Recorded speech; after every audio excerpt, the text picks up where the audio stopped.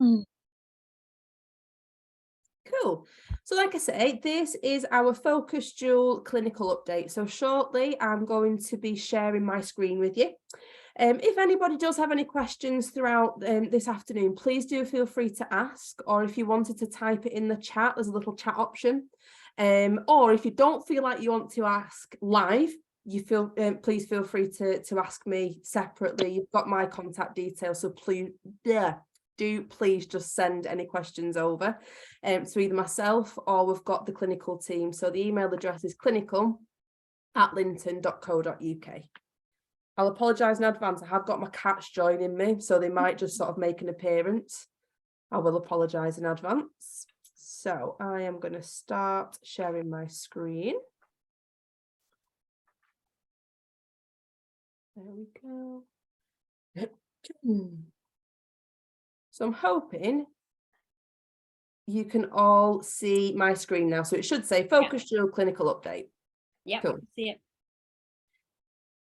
So what I really wanted to talk about today is, again, recapping the theory of how HIFU and radiofrequency microneedling works. Looking at a few relatively new protocols that some of you might be aware of, some of you might not, but looking at, again, a few updates. But we also just wanted to talk about, obviously with Focus Dual, we are looking predominantly at treating the symptoms of aging. So when we're looking at aging, there are obviously different symptoms. So we've got things like fine lines and wrinkles, skin laxity, sagging of the skin in certain areas, but also looking at, uneven skin tone, uneven texture. We're looking at different skin conditions that may not be fully related to aging, but looking at things like scarring, so acne scarring, the appearance of open pores. So we just wanted to basically solidify what it is that we can treat with Focus Dual and what can sometimes be essentially out of our hands for certain things. So what I wanted to start off on is just talking to you about the different stages of aging, what we can treat with Focus Dual and different energy-based devices, but also looking at, what we can't treat and what we might need to refer a client to another practitioner for potentially more invasive treatments that are going to get them the results that they're after. So basically, looking at the different stages of aging, obviously we've got collagen loss, we've got photoaging, we've got fat or volume loss or movement, which we're going to talk about in a sec. But we've also got the issue of muscle loss and the fact that our bones, the bone structure can change as we age. So to start off with, we're going to be looking at collagen loss. So I don't want to say that I'm going to assume that everybody knows what collagen is, because sometimes we don't. I don't want to offend anybody by that. But basically, when we're looking at the skin, remember we've got your main three layers. So you've got your epidermis, dermis, and your fat layer. Now, when we're looking at the dermis, so the dermis is essentially the main bulk within the skin. The main component in the dermis is collagen, and collagen essentially is the glue that holds us together. It's a network of collagen fibers.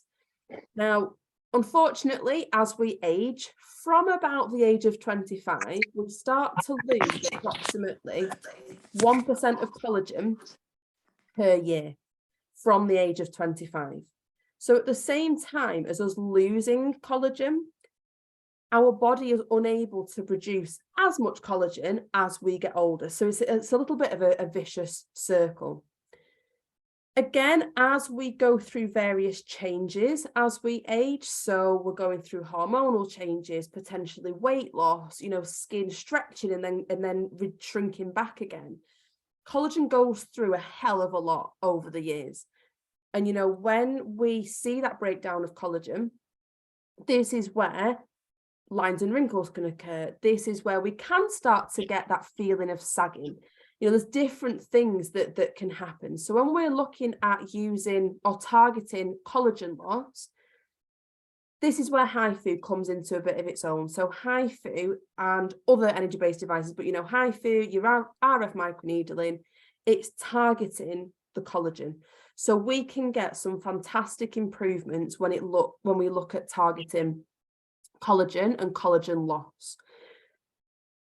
One thing that we can't essentially do is get with focus jewel and any energy-based device, we can't get results that you would see with more invasive treatments like facial surgery. So, plastic surgery where we're looking at facelifts.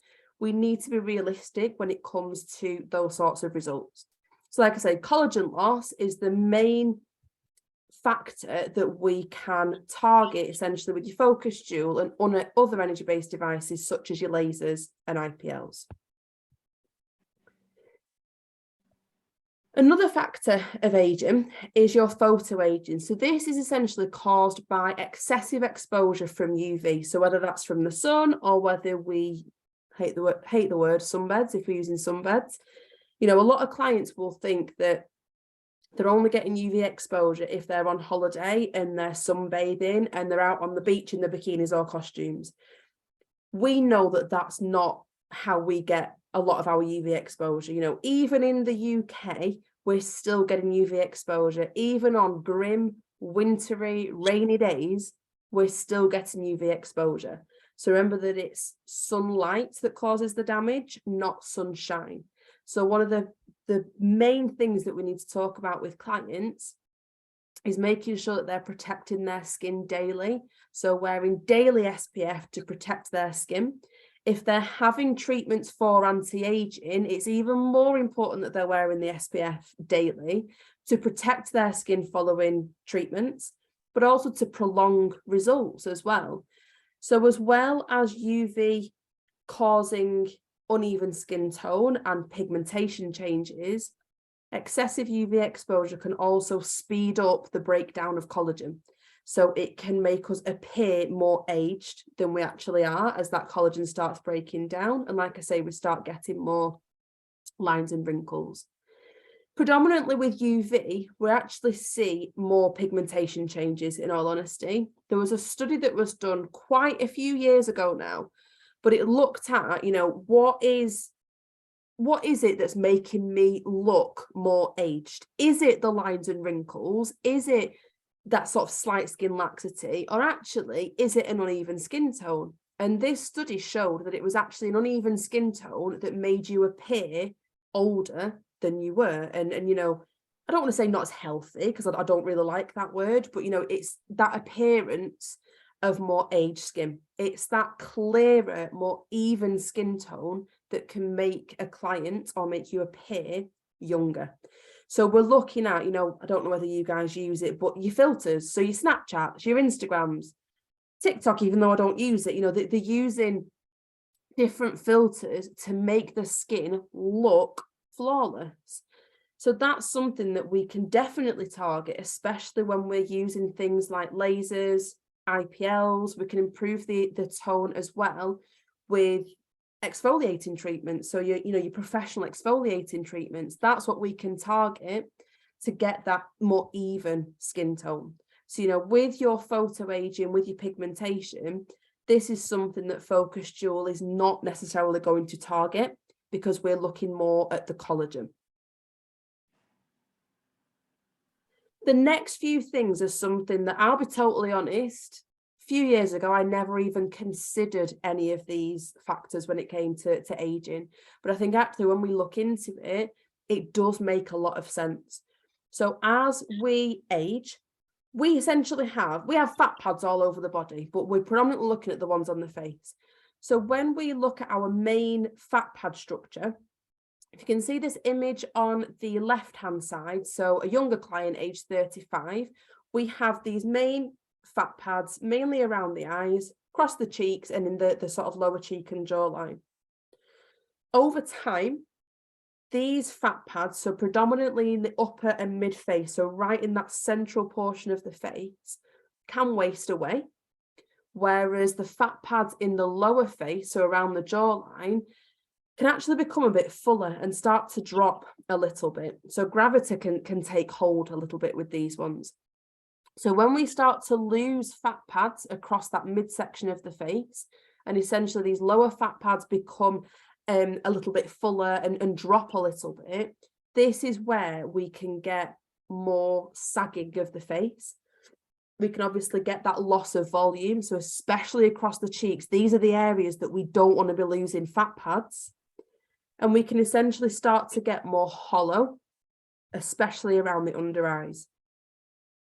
Now, when we're looking at fat pad changes, this is something that potentially can be out of our control. This can be affected by certain treatments, which again, we will talk about shortly, hormonal changes, but also weight loss. So, you know, something for me, I've seen it. I know that when I've put on weight, I see it in my face and it's the last place for it to go.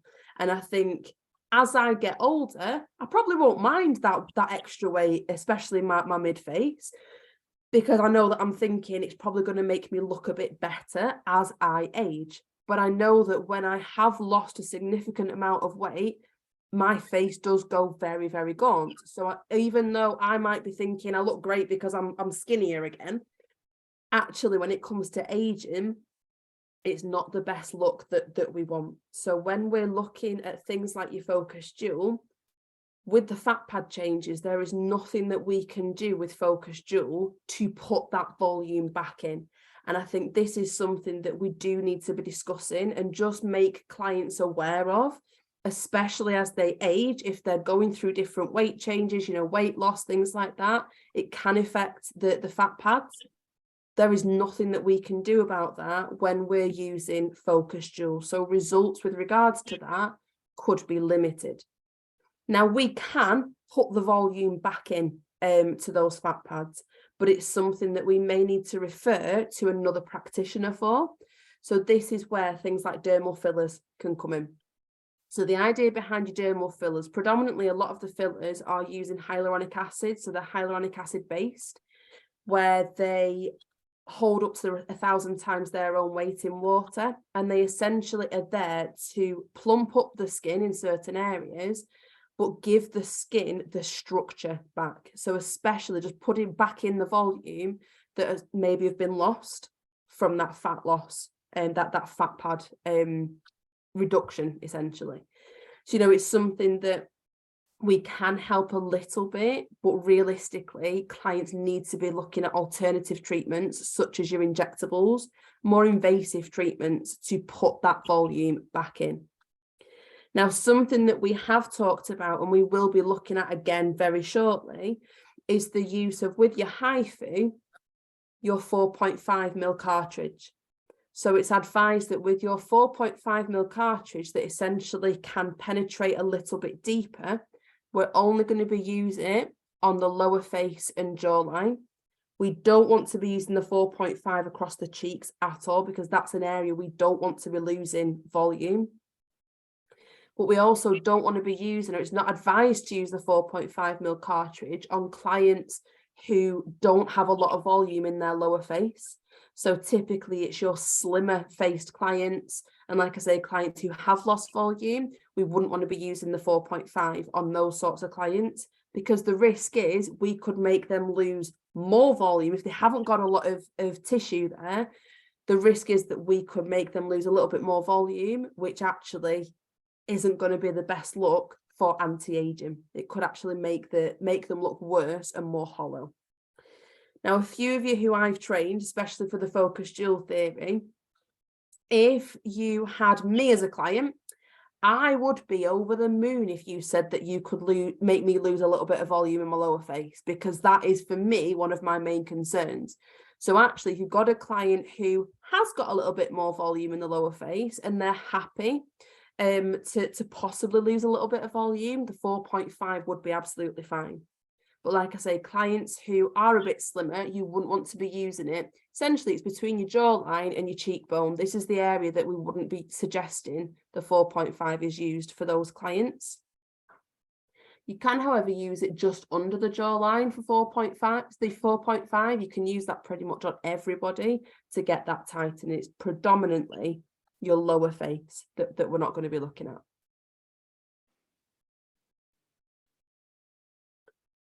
Another thing that, again, I didn't really think about much is the fact that muscles change. So, you know, when we're looking at muscles and muscle workout, we go to the gym, we carry out exercises on our body for the muscles to keep the muscle toned. And I think the face is an area that we tend to forget about quite a lot. You know, as the years go by, as we start to age, muscle tone naturally decreases, and it can be a factor of visible signs of aging on the face. As well, something, I don't want to say this is to be considered, but I think some things that I have talked about with a few nurses in the past is the fact of using Botox at a lot younger age. So I know that there are a lot of very young clients at the moment going for injectable treatments when they don't actually need it. You know, Botox being the one. I remember speaking to one nurse in particular many, many years ago that she sort of said, you know, well, if you're having Botox so young, eventually that's going to stop working. Potentially, as we're stopping that muscle contraction, what sort of effect is that going to have years down the line if we're stopping that expression and stopping that movement of muscle? You know, we know that some muscles can cause lines and wrinkles to occur. You know, again, looking at your focus jewel, we can't actually target the muscles in the skin. What we can target, especially with that 4.5 cartridge, is your SMAS layer. So your SMAS layer is that muscular fibrotic tissue, but it's not your actual muscles, if that makes sense. But that's the one that we can target, and it's your SMAS layer that's targeted when surgeons are carrying out lower facelifts. It's the SMAS layer that they can actually manipulate to change the facial shape of clients. So, you know, even though we can target the SMAS layer, we can't actually do anything with the muscles and muscle tone. That's something that, you know, there are other devices that are on the market. I know one of the new ones that myself, Suki, and Kerry were talking about earlier, it's a system called M-Sculpt. So it's essentially your electrostimulation for muscles. So I imagine it's a little bit like your slender tones, so your slender tone belts for body. There are more systems on the market now to basically target the muscles on the face. I remember, again, many, many years ago, back in college, we were doing treatments called Faradic, which was basically muscle stimulation on the face, but you essentially attached, that sounds awful, attach pads to certain muscles on the face to get them to contract. So it's essentially like a muscle workout. Another treatment that's been very popular over the years, which a lot of clients do love, is your Casey. So again, you're electrostimulating the muscles. So your Casey treatments could be to target the muscles as well. So again, that's something to consider when we're looking at these different factors of aging. Lastly, before we fully get into your focus jewel, is the fact that bone changes as well. So this is something that, I'll be completely honest, I wasn't fully aware of how our bone structure changes over the years. So it's saying there that over the age of 35, the number of bone regenerating cells in the face decreases. So as our bones essentially get some damage, as they lose density, they become smaller, we haven't got as many active cells in our faces in particular in order to regenerate that bone structure. When we're younger, it's not really a problem. We don't need to worry about it quite as much. But, you know, when we see these bone changes over the years, gradually, the main areas that we tend to see change is the bones around our eyes tend to widen. So that can lead to eyes looking a lot more hollow than they were before. But it can also flatten the cheeks. So as well as losing your fat pads in your cheeks, we can also see the bone structure change as well. So that again is something that can happen over the years as we age and as we go through different changes in our life as well. So, you know, when we're looking at selecting clients for Focus Jewel, it's just something that we need to make clients aware that there are different things happening over our lifetime. You know, a lot of changes do take place over time, and there is only so much that we can do with non-invasive treatments like focus dual. And that's not even beginning to consider genetic aging. It's not even looking at lifestyle changes. I know we talked about weight loss a little bit and certain environment, but there are other things that we can go through, that we potentially put our bodies through, that all can have an effect on aging. So, when it comes to selecting your clients, just making sure that we've got realistic expectations. We've got a good selection of clients for focus dual, and we're just making sure they've got realistic expectations, and we're taking into consideration these other factors. Now, from there, we're just going to look at more in depth of your focus dual. So like I say, we are going to recap a little bit of the theory with focus dual. So remember that we've got mainly two technologies in your focus dual. So you've got your HIFU, which is your high intensity focused ultrasound, as well as your radio frequency microneedling. So we're going to have a little recap on the theory before we look at a few updates, and finishing on your frequently asked questions. So we've had a few questions, that we've had over the years that we've sort of gathered together to try and get some more clarification for you guys. So remember that with focus dual, we are predominantly targeting your epidermis and your dermis. They're the main sorts of areas, the layers that we're targeting.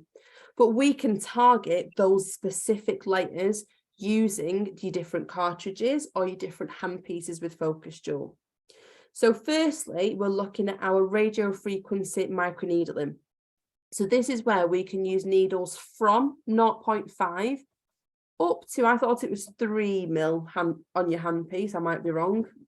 Suki, Kerry, can you remember, does it go up to 3.5? Yeah, I don't think I've ever got that far. Yeah, 3.5. Yeah, the max that I've gone is 2 mil. I've never gone as higher than that. But with your radio frequency microneedling, we're predominantly targeting the epidermis and the papillary dermis, so your top part of the dermis essentially. We've then got your 3 main cartridges with your HIFU. So you've got your 1.5, your 3 mil, and your 4.5. So essentially, using your focus dual on a client, you can improve the skin quality at every single layer just by changing your cartridges or changing your needle depth and your radio frequency level. So just to clarify with your SMAS layer, so it's your superficial muscular aponeurotic system layer. Easy for you. Can you tell I've been practicing? I always struggle with that one too. So essentially, your SMAS layer is predominantly only found on the neck and lower face mainly. We don't see the SMAS layer anywhere else on the body, I believe. Essentially, it's that muscular sheet that's found deeper in the skin. And like I say, it's the SMAS layer that plastic surgeons will actively manipulate during facelift surgery. I'm glad that it's after lunchtime. I'm hoping nobody's squeamish or they're not eating at the moment. I'm not going to show you any videos, don't worry. But essentially what happens in very simplified terms with facelift surgery, the surgeons will essentially pull back the skin, grab onto that SMAS layer and pull it up, pull it tighter, stitch it in place, and then obviously pop the sounds dead easy, that pop the skin back over the area. But like I say, it's manipulation of the SMAS layer that can change face shapes and actively change the contours of the skin. So with your HIFU, predominantly that's what your 4.5 is targeting. So that's one of the reasons why we only say to use it on the lower face and jawline. We don't really need to be using it anywhere else on the face. But obviously if we did use it, for argument's sake, over the cheeks, that's where it's potentially just going to get a little bit too deep and possibly target the fat layer, which we don't want to do. So like I say, your 4.5 is only for the lower face and jawline because we're targeting that SMAS layer. Now with your radiofrequency microneedling and HIFU, with results, there is quite a bit of crossover between the two, and we often get asked, what's going to be better? What should I use, RF or HIFU? You know, for this client, what am I going to be using? Which is the better option? And in all honesty, there is no definitive answer to that question. And we will say, you know, a lot of the time when you're looking at a course of treatments for clients, it's actually a combination of the two that means you're going to get the best results. So whilst your HIFU is targeting the deeper layers and able to get more lifting and tightening and potentially get more definition, obviously depending on the anatomy of your clients, that's another thing that we need to look at, like we talked about earlier. You know, your HIFU is there to get that lifting and that more definition. Your RF microneedling is the one that I tend to look at for more textural changes. So for me, it's a lot more superficial concerns that I would use my RF microneedling. But again, like we spoke about earlier, it's that texture, is that uneven appearance of the skin that can make the skin look more aged than it actually is. So in actual fact, a combination of the two means that your clients are potentially going to get the best results. So even though you can use it as standalone treatments, like I say, combining the two, you're going to be getting better results. So you're going to be getting that lifting, you're going to be getting more definition, you're going to get a more improved texture and appearance of the skin, as well as fine line and wrinkle reduction, general skin rejuvenation, and collagen stimulation at the same time, because they're both going to do that.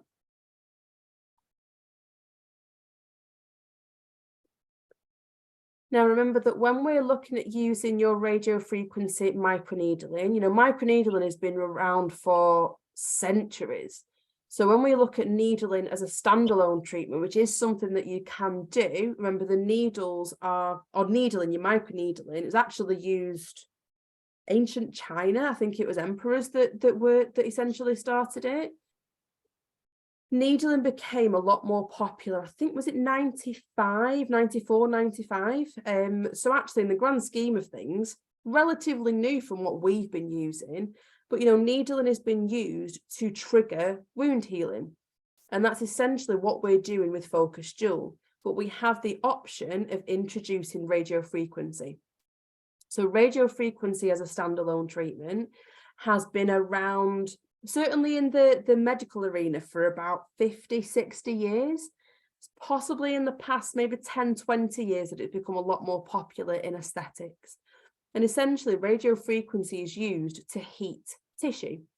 And if we just use radiofrequency as a standalone treatment, what happens is with the radiofrequency, as we pass radiofrequency into the skin resists it. So what happens is the skin is resisting that radiofrequency, it causes the molecules in the skin to vibrate, which in turn creates heat. And that's essentially what we're doing with your radiofrequency microneedling. We're combining the two together.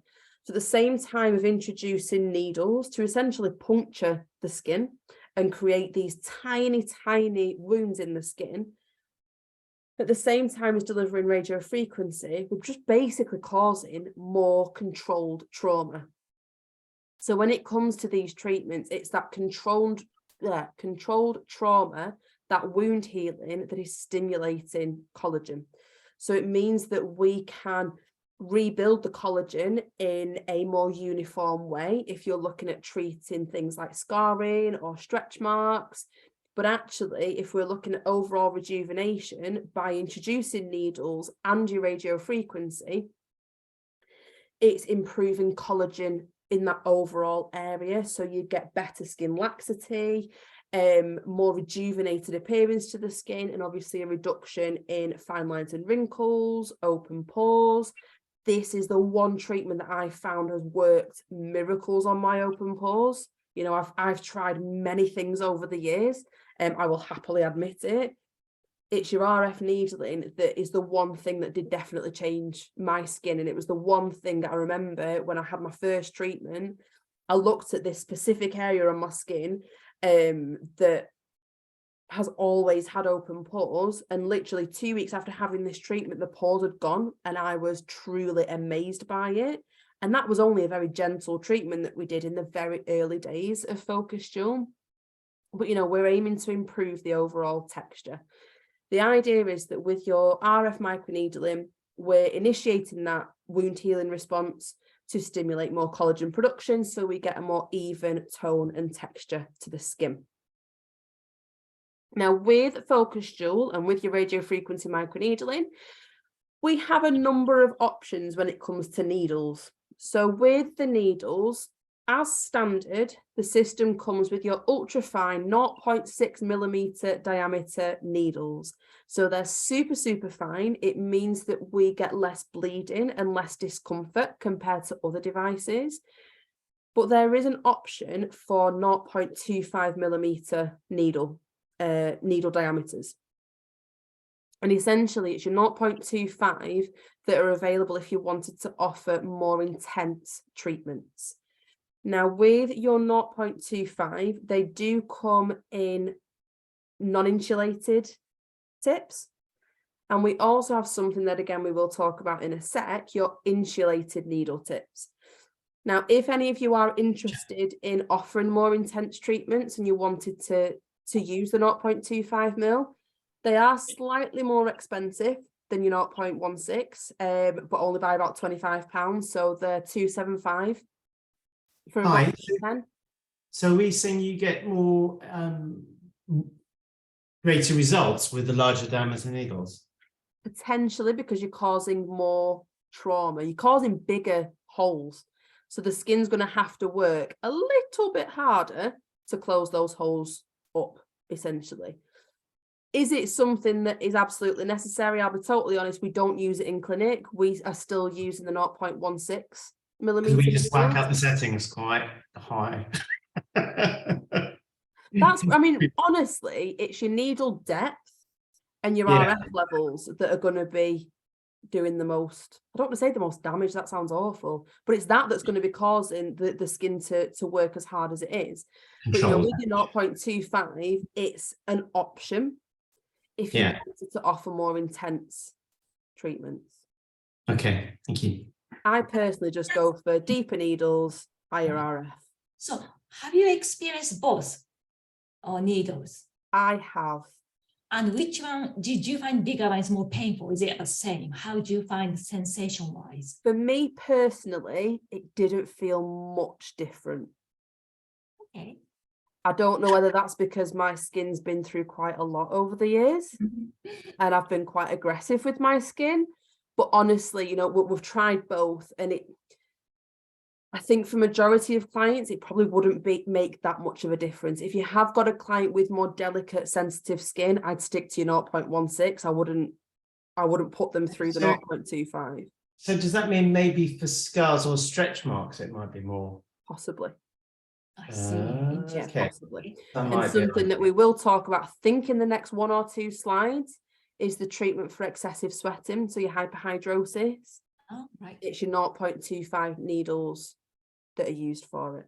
That's great. Thank you. Thank you. We'll talk about that in a sec. So when we're looking at the different needles, so like we've just touched on, you've got your non-insulated and you've got your insulated needles. So essentially your non-insulated needles means that we're delivering radiofrequency energy down the whole needle length. So we're delivering RF throughout the whole layer of the skin. I don't know if that's the right wording for that. But essentially it's your non-insulated that are better for more superficial concerns like your shallower scarring. It's great for your pore reduction and for finer lines and general rejuvenation. So when you've got a client who wants a bit of everything, that's where your non-insulated comes in. Compared to if you were using, so there's other systems on the market that will only offer insulated needle tips, which basically means I know if an engineer is listening, they will be going crazy right now. But with your insulated needles, there's basically a coating on the needle tip that means there's no RF being delivered down the length of the needle, but it's only on the very, very edge of the needle. So traditional radiofrequency microneedling devices do offer insulated needles, and you basically have to do multiple passes at different needle depth in order to get your radio frequency delivered at every layer. So the beauty of using non-insulated needles is that you only have to essentially do one pass, because you're getting radio frequency down the whole needle length. Now, with your insulated needles, the advice is that with your insulated needle tips, if you were carrying out a lot of treatments on darker skin types, your insulated needles would be ideal, because we're only delivering the radio frequency deeper in the skin. It means that there's less risk of post-inflammatory hyperpigmentation, which darker skin types can see a lot of. So where with standard treatments, you know, whenever we're looking at any sort of treatment on a darker skin type, we need to be more gentle. With your insulated needle tips, like I say, if you are carrying out a lot of treatments on darker skin types, it may be worth looking at your insulated needles. If you don't do that many darker skin types, you know, it's perfectly safe to carry out treatment with your non-insulated. Obviously, we're just going to be a little bit more cautious with our settings. So traditionally, we wouldn't go as deep with your needles with darker skin types, and would potentially turn your radio frequency down, just to reduce that risk of post-inflammatory hyperpigmentation. Something that, again, we have touched on is your treatment for hyperhidrosis. So excessive sweating, it must be insulated needles that are used for your hyperhidrosis. We do have protocols for your excessive sweating. So I know a few of you have been waiting for these protocols, and I do apologise massively for the delay in these. But we do have the excessive sweating protocols. If anybody does want it, just give us a shout, email me after the session. I can give you the protocol specifically, but you do have settings in the new manuals. But essentially, it's your radio frequency microneedling that is used for excessive sweating. And like I say, it must be your 25 pin insulated needles, okay, that are used. So you have to use insulated needles with it. With the cost for your 25 pin insulated needles, if you were carrying out hyperhidrosis, a box of needles are more expensive than standard. So they're about $350 plus VAT for your insulated needles. Okay, so that's just something to consider if you were looking at using them. It's going to cost you a little bit more per treatment. But essentially, with the treatment for excessive sweating, you know, there's different treatments out there. So I know one that is quite a popular one is using Botox for hyperhidrosis. And there's another treatment called Mirror Dry, which I believe is using radio frequency, but it's been a long time since I've looked at that treatment. But, you know, using your RF microneedling is certainly an option. So essentially, it's going to hurt. I'm not going to lie. I've not had it myself, but when I was just told about the settings, I thought, oh, I'm brave with a lot of things, but this might be one that would put me off a little bit. So we do need to be using anaesthetics, whether that's topical or local anaesthetic for your clients. Like I said, you need to use 25 pin insulated needles for this treatment. And you essentially need to do 2 passes using 3.5 millimeter needle depth on the underarms, not going to be the nicest, and an RF level of between 4 and 6 and between 100 and 300 milliseconds on time. So it's, you know, quite an aggressive treatment to carry out. The main endpoints with this treatment, so you basically need to be increasing your RF level or the on time until you're getting this visible petechia. So that sort of, it almost looks like bruising underneath the skin. For some clients, it can look more red. For some, it will look more sort of purpley. For any customers, any of you who do tattoo removal, you might be more aware of what petechia looks like. But yeah, it's that petechia that we're looking for. So that's your endpoint if you're treating for excessive sweating. Is this only for underarms? At the moment, it's just saying for underarms, but obviously there are treatments for like on palms of the hands. Do they do it for soles of the feet? I'm not sure, but I know palms of the hand is one that I know they use Botox for. So at the moment, from the manufacturers, we've only got the protocols for underarms. Whether you could use it on hands, I wouldn't like to say. Like 3.5 would be a bit, I think, on hands. Painful, isn't Yeah. it? I was gonna say. Yeah. Can't imagine what that, I mean, I can't even imagine what it feels like on the underarms, never mind the hands. But it's making me really tempted to try a deep needle on my hand now. Let's get it in the next Train the Trainer. Yeah. Just out of curiosity, I want to see how that sounds I awful. wouldn't recommend it at 3.5. Maybe a little bit shallower. Yeah. But then again, slight side note, we offer the microneedling qualification, and the whole training team did it a few months ago. And I had needling, it was with a needle roller, so not with these systems, but I had needle roller on the backs of my hands. And it was only, is it a 1 millimeter? I think it was 0.5. 0.5. No, it was a 1. I'm Oh. pretty sure it was a 1. And on my right hand, I was absolutely fine, no problems at all. A couple of the team who were probably a little bit more gentle, and I was fine. One of the other team members did my left hand, and oh my gosh, I went white. I think she pretty much had to treat me while I was on the floor, because it was the most painful thing I have ever been through, and that was only a 1 mil on the back of my hand, so I can't imagine what 3.5 would feel like. Obviously, bear in mind it's on a bit of a fleshier part, I suppose, but Can I ask you why this microneedling works for excessive sweating? How does it work? Does it kill some sort of sweat duct? How does it work? I think predominantly it's the heat from the radio frequency that I don't want to say destroys the sweat gland, but it would certainly shrink it. And I think the idea behind the needle is you're using the deeper needles to basically get where the sweat gland is.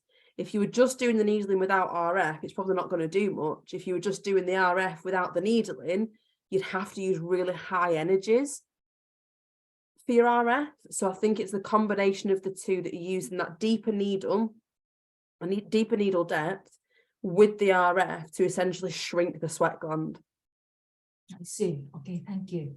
That's my understanding of it. So with using our radio frequency microneedling for hyperhidrosis, the recommendation is at the moment is that a client would require a course of 2 treatments, and that's one treatment approximately 4 weeks apart. But they will need top-ups. So they advise 1 session every year, which is very similar to Botox. I know I've had Botox under my arms before, and mine generally lasts a good 18 months, I think, but I know for some people they need it a lot sooner than that. But I think from my understanding that's essentially what it's doing. So Linton, go on. is Linton currently offering this to clients at the moment? What was that? Sorry. Is Linton actually offering this to clients at the moment or not? We're not in clinic. We're looking, because we have a nurse who offers our injectable treatments. We were looking at her doing it because of the topical anesthetic and the local anesthetic that as practitioners we can't do in clinic. Right. So yeah, but we're looking at seeing if our nurse would like to do it. Thank you. And going from there. After the treatment, I do believe, like we've just said, the treatment, the area could be a bit uncomfortable. So it is highly advised that we cool the area down quite a bit after the treatment. And you can apply what's called a hydrocolloid dressing. So one of the main ones that I found doing bits of research is called Duoderm Extra Thin. And it's a very, very thin, flexible dressing that keeps the area hydrated and keeps it nice and cool. So that's just an example of one of the dressings that can be used following hyperhidrosis treatment. I'm just going to see where we're up to. We've got a question in there in the chat box saying, what is the average cost to charge for hyperhidrosis? So this is one that, like with all treatments, it's down to the customer with how much you charge. We advise that the treatment would be a similar charge to Botox. So I think obviously depending on where you are in the country would heavily depend on the cost of the treatment. But I believe for Botox, it's approximately £450 per session. But what you've got to remember, if you did offer Botox for hyperhidrosis, it's going to cost you more Botox to do it. So you're potentially not making quite as much money out of it. With using Focus Dual for hyperhidrosis, your costs are the needles, which is going to be £35 per needle, per needle tip. You've got the cost of the anaesthetic and the cost of the hydrocolloid dressing following the treatment. So actually comparing it to Botox, I think the actual cost per treatment to a business would be significantly lower than if you were doing Botox. So yeah, I think that the advice is that you charge similar to Botox, so approximately £450. I've had another question. Let's have a look. So what needles are best for sensitive skin? So skin with telangiectasias. Really good question there. So we've had a question. Which needles are best for more sensitive skin or skin with, I'm going to say, more redness? If we're looking at skin with severe rosacea, we wouldn't advise they're treated with radiofrequency microneedling because the risk is that we can make the rosacea significantly worse. If you've got a client with mild rosacea or mild redness or more vessels, I personally would stick to using the 0.16 mil, so the finer needles, and potentially just using lower RF levels because we don't want to be putting too much heat into rosacea skin because we are at risk of actually inflaming it and making it a lot worse. I hope that gives some clarification with when to use insulated, non-insulated, when to use your 0.16 or 0.25. Generally speaking, we'll be completely honest.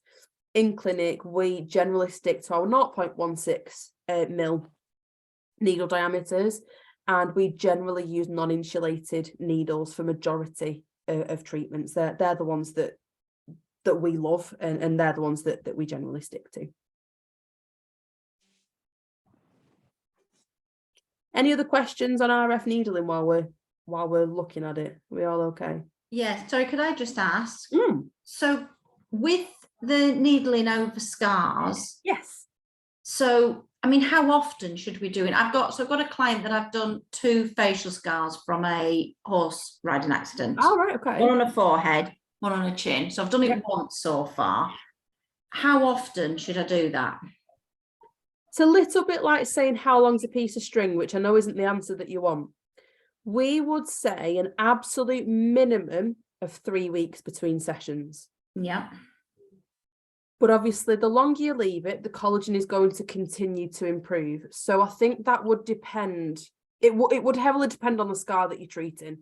Personally, for me, would I be treating scars every 3 weeks? Probably not. I think I'd rather leave it a little bit longer, and I'd probably be pushing it to maybe 6. I was thinking 7 weeks. Right. Yeah. Because what you've got to imagine, yes, the skin might look healed at that 3 week point, but I'm going to assume that with scarring, you're going to be using slightly more aggressive settings. So your needles are going to be a little bit deeper. Your RF level might be a little bit higher. So it's going to take a little bit longer for the skin to fully heal. So is it necessary to treat every 3 weeks for deeper scarring? Probably not. And it might be better.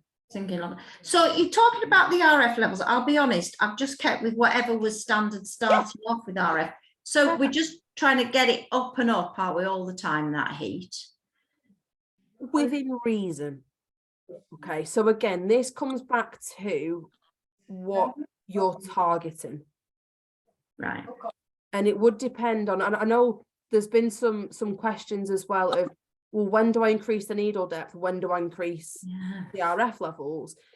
And there's no set rule for it, but what you've got to consider, so when you're looking at, especially the lower face, let's say we're doing skin rejuvenation for argument's sake. So we're looking at anti-aging, we're looking at targeting lines and wrinkles. If I'm looking at treating the lower face, so below the cheekbone, I would rather use, I don't want to say average needles, so depending on the client sensitivity, I'd personally be using between 1 and 1.2 needle depth. But it's if I'm looking at more lifting and tightening, I want to put more RF in.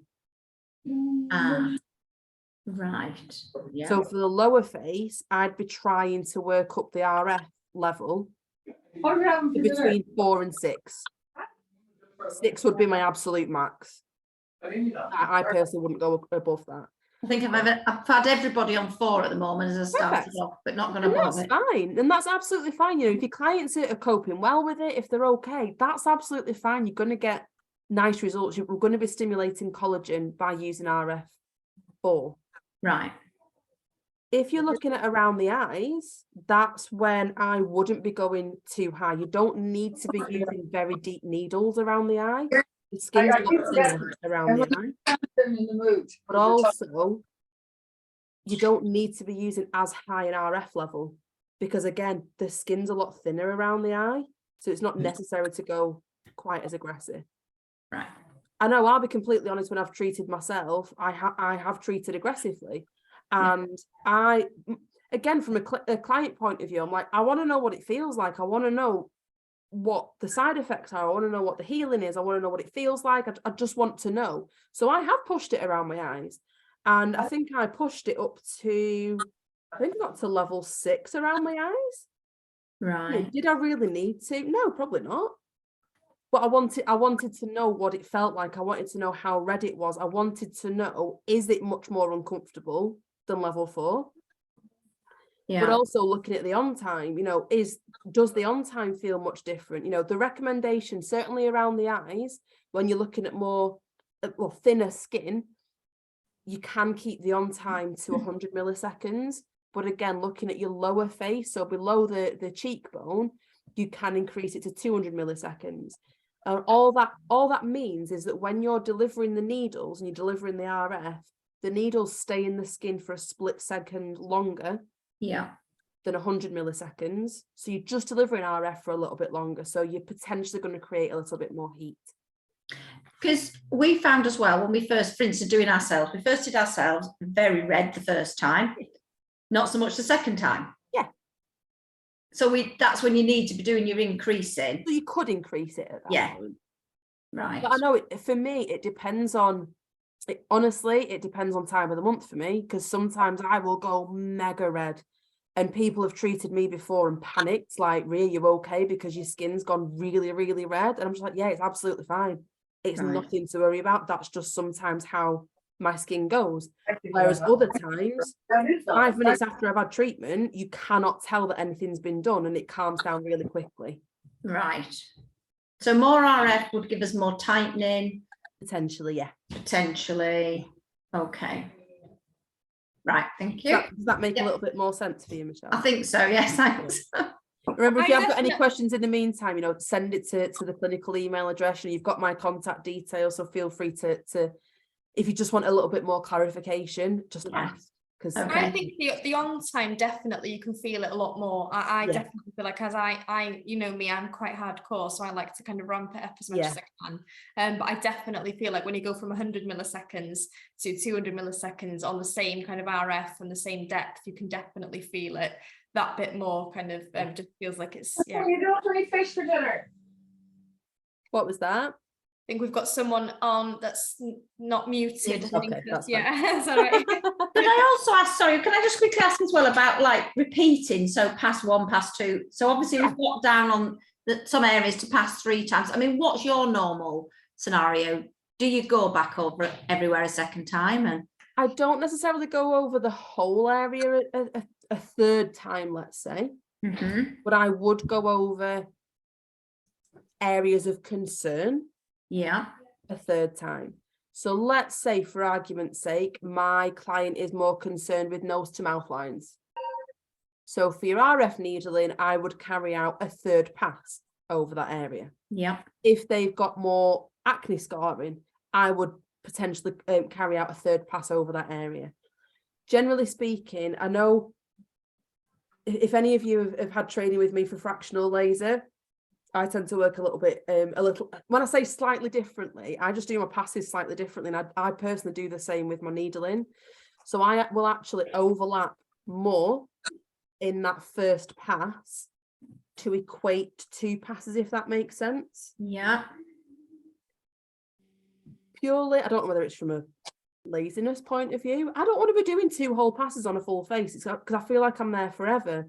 And from a client's point of view, if the skin's quite sensitive and quite hot after that first pass, then I'm going to say, right, I'm doing it all over again.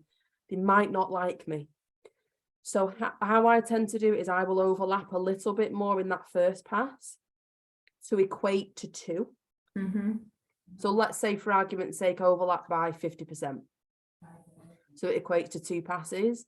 And then if, like I say, I'm treating an area of concern, so if it's a specific patch of acne scarring, if it's my client's concerned with skin laxity or lines around the mouth, I would carry out a 3rd pass just over that area. Right. Does that make sense? Yeah, thank you. Great. Cool. Kerry and Suki, I don't know whether you treat. Yeah. No, that's exactly how I treat as well. So yeah, I think it's more efficient, and also what you don't want to do is to be leaving them with like those the dreaded white marks where you've missed. So I think the more you can do the 50%, like I said, it's more efficient, it's better for the clients, and yeah. There's some more questions in the chat regarding radio free, because I don't know if you want to answer them now. I'm just gonna, so one of them we will be covering, some I am just gonna skip over because I will be talking about it. How about old scars? I'm not sure, some of my friends are very old scar and we started oozing a bit. We will talk about that question as well. How close under the eye can you go? So this last question, how close under the eye can you go and how far under the brow? With your RF microneedling, you can treat on the orbital bone. Okay, so wherever you can see that, feel that bone, so whether it's under the eye, if it's at the side, if it's over the brow, as long as you're treating on that bone, that's where we want you. Now, if you wanted to treat a little bit closer, I'm not saying that you can get right up to the lash line. I don't think that would be pleasant for anybody. But what you can do is you can stretch the skin down as best you can and as comfortably as you can for your client, in order for you to treat a little bit closer. So if you've essentially done, let's say, a line of shots on that orbital bone, but you wanted to just push it a little bit closer, if you can comfortably pull the skin down, pull the tissue down, so you can still treat on that orbital bone, it means that you can get a little bit closer. I want to say to the lash line, you're not going to get that close. And it would be the same with brows. So Suki, we did your microneedling last week. We did similar, didn't we? Yeah, you went on the bone. So yeah, if you can again lift the brow up so you're on that orbital bone, you can treat that orbital bone. Now, the risk that you might face with some clients is if they've got semi-permanent makeup on their brows, we advise that you do not treat over semi-permanent makeup with your radiofrequency microneedling. Okay, and that is purely from a basis of we don't know what ingredients are in that pigment, and we don't know how they're going to interact with the radio frequency. You know, could it heat up? Could we cause a reaction? Worst case scenario, could we see a burn? So that's the reason, you know, where we wouldn't advise to treat over semi-permanent makeup. If a client hadn't had any semi-permanent makeup in their brows and it was just their hair, you can treat over and it wouldn't be an issue. But that's where, like I say, you would just have to be very, very careful. So it's something that I know there's a couple of people say in the audience, that sounds really weird, but we did a microneedling masterclass last week and we looked at that, and we essentially just treated right round the orbital bone, but really lifted up, so we weren't treating over the semi-permanent makeup. So that's just something that you need to certainly consider with this treatment. One thing I'd add to that as well, Rhea, is I find like you don't need, you know, like with when they're applying pressure, when you do it into the technique, when you're going right under the eye, because we've got that vacuum suction, it really does need to be no pressure at all. That's what the vacuum does, you know, that's what it's there for, is to help the needles penetrate correctly into the skin. So just kind of like light pressure around the area, just to kind of avoid extra bruising and that type of thing. Definitely. So can you essentially pull the eyelid up?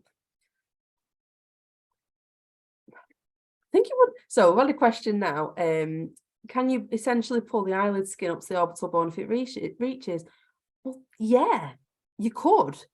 you know, are you going to get amazing results? Are you going to get it so that, I'm assuming this client would maybe have more hooded eyelids? You know, are you going to get surgery results? Probably not, but you might get a bit of a lift. So the answer is, if you can pull the tissue down comfortably so that you're treating on the orbital bone, that's fine. I'm hoping that offers some clarification for around the eye. Let's have a look. Perfect. So by using longer needles, your recommendation, you get better results. So using a deeper needle is going to cause more trauma. So you are going to create a deeper wound. Yes, that could mean that you're potentially going to get better results. But is that always necessary? It depends on the area that you're treating. So the recommended protocols give some really good settings that you know generally work. So I know for settings around the eye for needling, they keep it very superficial. So I think off the top of my head, it's about between 0.5 and 0.8 mil needle depth for around the eyes. Do you need to go any deeper than that? No, because the skin is only thin around the area, so you don't need to be using very deep needles on that area. Could you use it for deeper acne scarring or deeper lines and wrinkles on the lower face? Yeah, of course you can.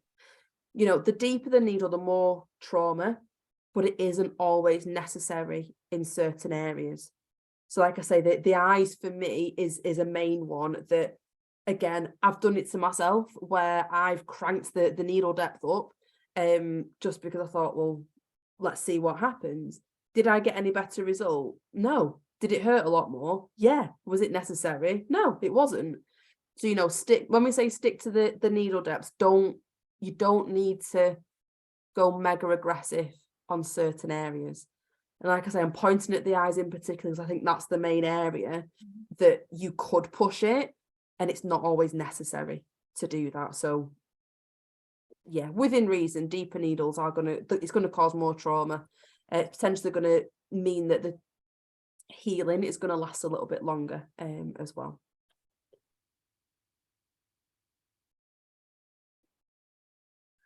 So now, just looking again at your HIFU. So remember, HIFU stands for high intensity focused ultrasound. So the idea is that with HIFU, we're using sound waves. So, you know, we use ultrasound waves for medical scans. Yes, we are using a similar technology, but we're delivering it in a completely different way. So the frequency is completely different. The idea with HIFU is that as we're delivering the high intensity sound waves, we're delivering it at a very focused point in the skin. And the idea is that you can reach temperatures of between 65 and 85 degrees with HIFU, compared to your radio frequency, where you may be only getting the skin temperature to, I don't know, 38, 41 degrees within reason. With HIFU, we can get higher temperatures, but at a very defined point in the skin. So we're less likely to interact with the superficial layers. So we're less likely to cause more superficial heating, which means we're less likely to get burns. And it's potentially more comfortable for treatments. And I say potentially because I know some clients do find this treatment uncomfortable, which we will look at possibly why in later slides. But, you know, the idea is that with HIFU, some clients don't feel anything at all. I know whenever I've had it, I don't feel it personally. And remember, we're looking at different nerves in the skin and we're looking at targeting different layers. So as we're potentially targeting the ultrasound waves to that deeper point and we're getting that higher temperature, it's almost like we can bypass some of the nerve endings, which is why some clients don't always feel it, because we're essentially bypassing some of those nerve endings. But essentially looking at HIFU, as we're increasing the temperature at a very defined level, basically it's causing another form of trauma. So everything that we do when it comes to anti-aging with energy-based devices, we're stimulating trauma to stimulate collagen production and to stimulate wound healing at those different layers. and the different levels within the skin. Sorry, my system decided to freeze on me. There we go. So because, like I say, we're delivering the HIFU energy at a very specific level, it means that there is no damage, sorry, to the upper layers of the skin. The treatment generally is non-invasive. Sorry. And like we said earlier, it's the 4.5mm cartridge that can target the SMAS layer. So it's that area that, generally speaking, you would only be using below the cheekbone and under the jawline. So essentially up to the top of the neck, that's your 4.5 area, as well as up to the cheekbone. Now remember, we have various cartridge depths. So the main ones that we use on the face are your 1.5, your 3, and for some clients, your 4.5. So remember, your 4.5 you would only use on clients who are maybe more mature, that have more need for tightening, so that they've got more slackening in the lower face, or you've got clients with more volume in their lower face. That's the ones that you'll be using your 4.5. Now we also have a 13mm cartridge. Now this will never, ever, ever be used on the face. It will only be used on body areas. And obviously, because it's that 13mm, it can get a lot deeper in the skin, and it's targeting the fat layer. So it's your 13mm cartridge that you can use for body treatments, for body shaping. Now, the ideal skin thickness with using your 13mm cartridge is between 1.5 and 2.5 centimeters. So you can get what's called calipers to basically measure the skin fold. And we generally recommend that on an area that you take multiple measurements with the calipers, so that you can work out an average of that skin fold. Because you might find that it's 2 centimeters in one area, but a little bit further over, you've got 1.5. So we tend to say, take a few different measurements and work out an average. Now, essentially what we're doing with HIFU, with your 13mm cartridge, is again, heating up those fat cells to 65 degrees or more to essentially destroy them. Now, when we're looking at HIFU and using it for fat reduction, it can take up to 4 weeks for the fat cells to be fully destroyed and processed.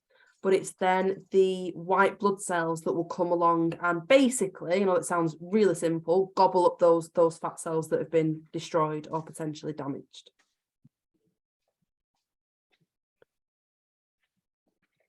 Now, with your body treatments, I think we have got a slide, but I thought it was closer than this one. Essentially, when we're looking at body treatments, it's really important that you've made the right selection for clients. It's not a miracle treatment. Any of these non-invasive body treatments, and actually any invasive body treatments and fat loss surgery, it's not a miracle cure, in that clients can't just go back and sit on the couch eating KFC and hope that they're going to get results. It's targeted for those stubborn pockets of fat. So I remember being at a conference a few years ago when we were looking at body shaping, and we were looking at a few doctors that were using body shaping, and they said their ideal candidate for body shaping treatments are clients who have a fairly healthy lifestyle. They exercise. I'm not saying they're hammering the gym 7 days a week, multiple times a day, but they've got a fairly healthy lifestyle, and it's the stubborn pockets of fat that diet and exercise won't shift. And the typical sort of size of area that you want to be treating, so like I say, pockets of fat, are no bigger than the size of a can of Coke, which I thought was that really helped me to understand who your ideal candidates were for body shaping. So like I say, it's for those stubborn pockets of fat. So I know for a lot of women, but I know this varies, it's that pocket just under your belly button, especially after having babies. That's the bit that I'm hating at the moment, and it will not shift whatsoever. It's the inner thighs. It can sometimes be that little pocket under the buttocks on the top of the thighs they're your main kinds of areas. So those stubborn pockets that just won't shift with diet and exercise. So like I say, just going back to your 4.5, we have talked about this. We'd only use the 4.5 on the lower face of clients with more volume and more mature clients. For those clients with slimmer faces or clients lacking in facial volume, we don't advise to use the 4.5, but you can use the 3 and the 1.5. So another question that we've had is, well, where are the settings for the 3 and 1.5 for full face and neck? We have got them later on in this presentation, so I can send them to you.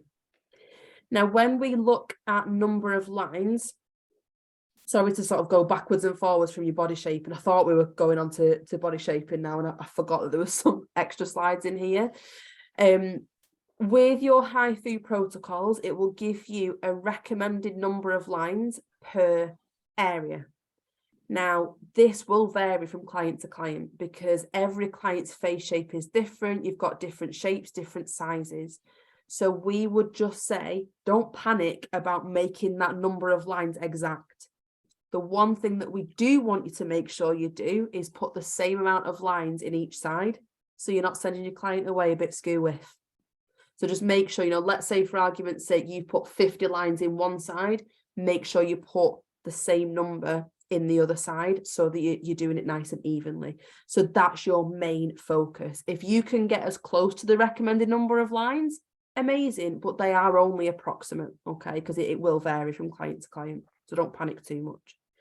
So yeah, obviously looking at your body sculpting, like we've said, I think, did I see a survey? I'm sure this is worse now. The UK are number 2 in the world for obese nations. I think we're number 1 in Europe, and I think we're number 2 in the world, with I think America beating us on this one. But like I say, with these treatments, your ideal clients are clients with relatively healthy lifestyles, and it's just those stubborn pockets of fat that won't shift with diet and exercise. These are our ideal clients. I've just got a question in the chat, so let's see. So yeah, bingo wings is another one.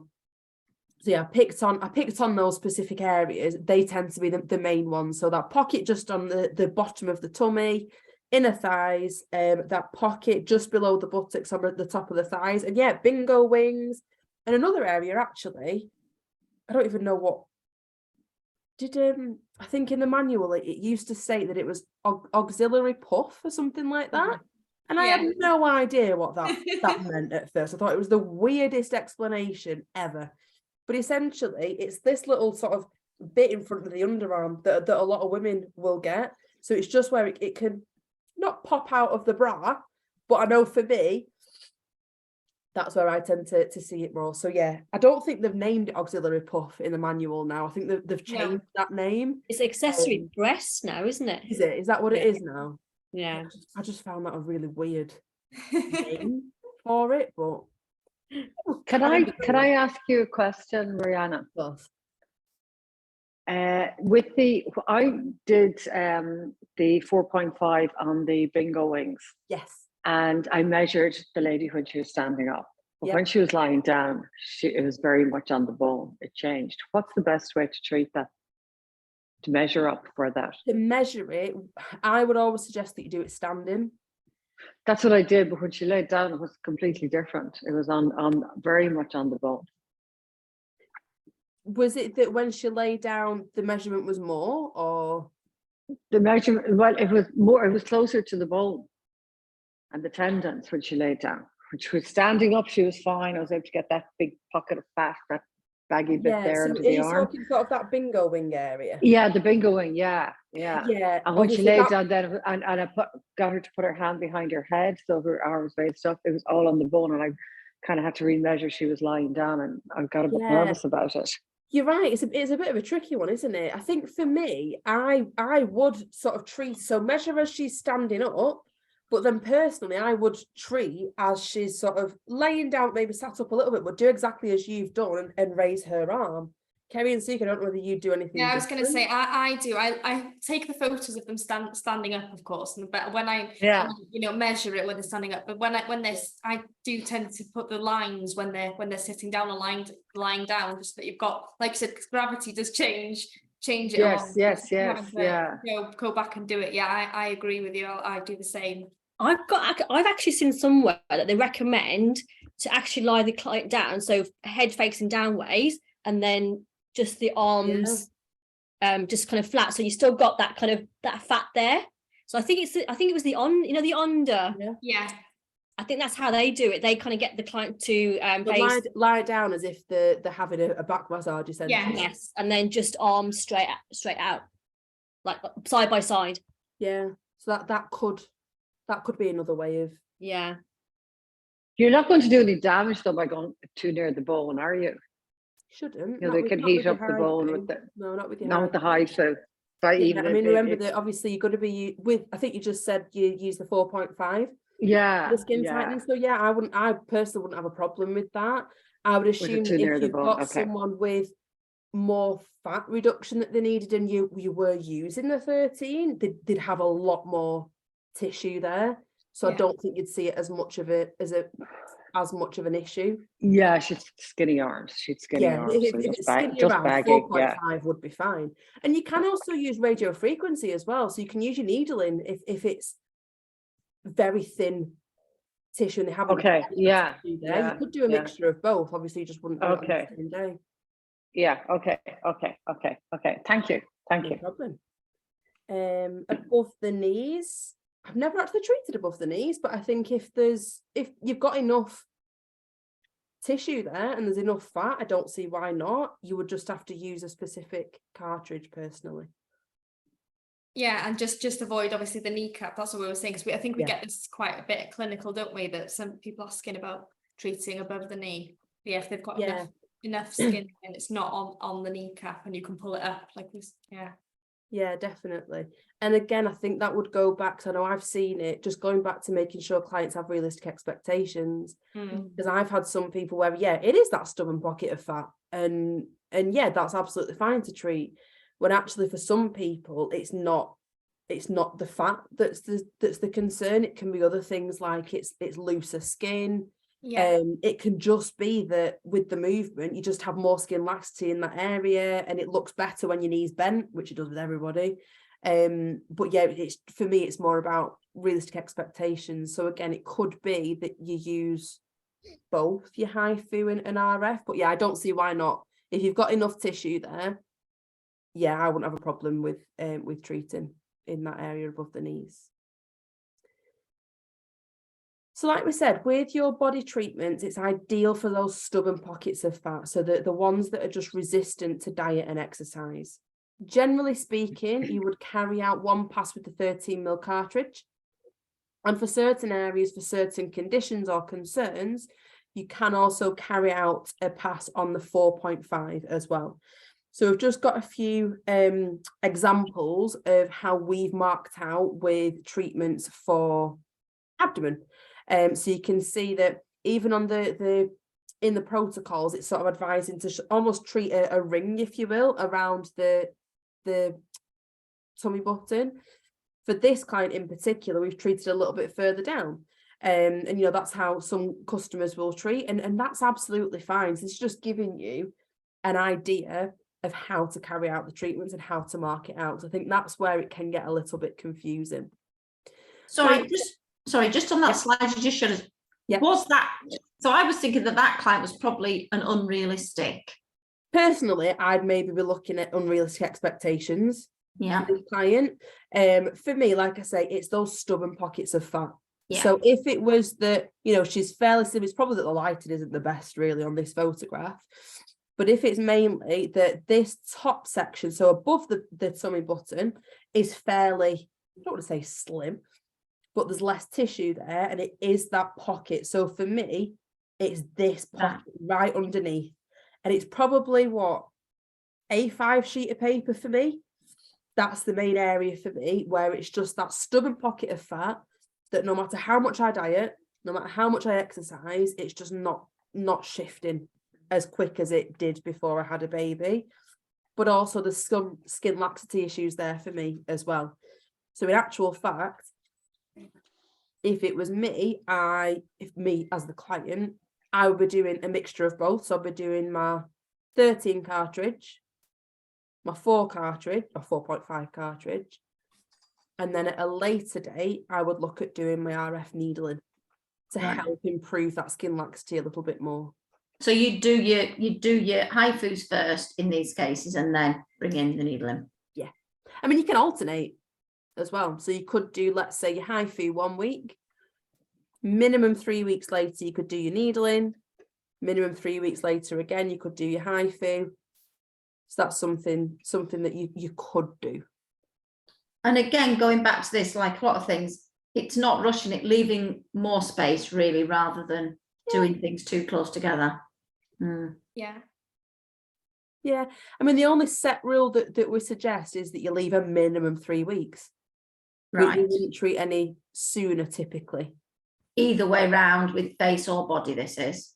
Personally, yeah, I wouldn't treat any sooner than 3 weeks. Because I know, going back to, I mean, we did our training back in June, I think it was June.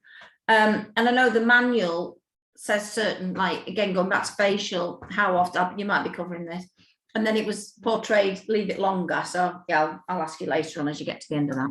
Okay. So you can see here that area that we were just talking about. So the back of the arms, that bingo wing area. If you're looking at areas of thickness with less than 1.5 on your calipers with your measurements, you could just stick to using your 4.5. So, you know, clients that haven't really got much tissue there, it's not really the fat that's the concern, it's more the skin tightening and laxity, you could use your 4.5. And remember, combine it with your RF needling as well, just to get that better tightening. On a body area as well, if you were using your RF needling, you can get away with using deeper needles and your higher RF levels. So something that we wouldn't necessarily want to do on the face. So we wouldn't want to be doing very high RF levels on the face, but you can get away with it on the body because obviously tissue is a lot thicker. How high should you go with your RF on the face? Again, do you stick to the recommended? I would stick to the recommended. So the max for me would be 6. Okay, and what's the problem with going higher? I think the risk that you would potentially see, and this is theoretically, it's not proven, but theoretically, if you're going too high with your RF on the face, in a combination with using deeper needles, but this is just regardless, you could potentially melt fat pads, and that would be my concern. Okay. So I think for certainly the lower face, so again, below the cheekbone, you could push it up to level 6 on the RF, and it recommends that you can use up to 200 milliseconds on the lower face, but you wouldn't want to do it around the eyes or across the fat pads on the cheeks.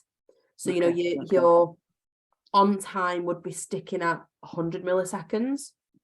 Okay. And you potentially wouldn't need to go quite as high on your RF. But, you know, this is theoretically. And I'm going off using other RF systems, so not using needling, just there are some RF systems on the market that they will only allow RF to be delivered on certain areas because you don't want it interfering with the fat pads. Okay. You know, it's not something that we've seen, but it's theoretically, we wouldn't want clients to be seeing that. Okay. Got Lisa's question as well here, which is what is the protocol on the face for how many HIFU treatments? We'll be talking about it. This is that's in one of my my FAQs, so we will be getting to it. Promise.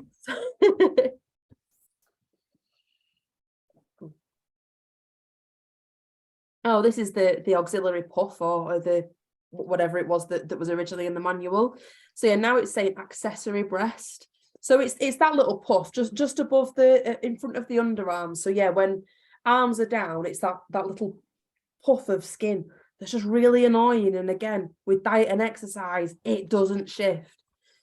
Typically, you probably won't have as much tissue here, so you'd realistically be sticking to your 4.5, and it is literally sort of a line or 2 lines of shots on that area.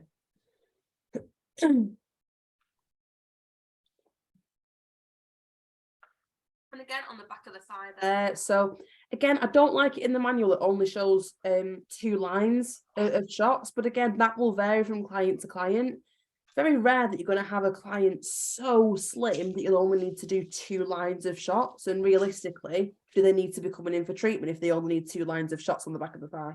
Probably not.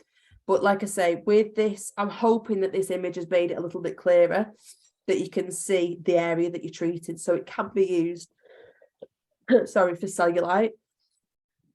And again, you'd be using the 13mm cartridge with your HIFU for your body treatments, looking at cellulite treatments.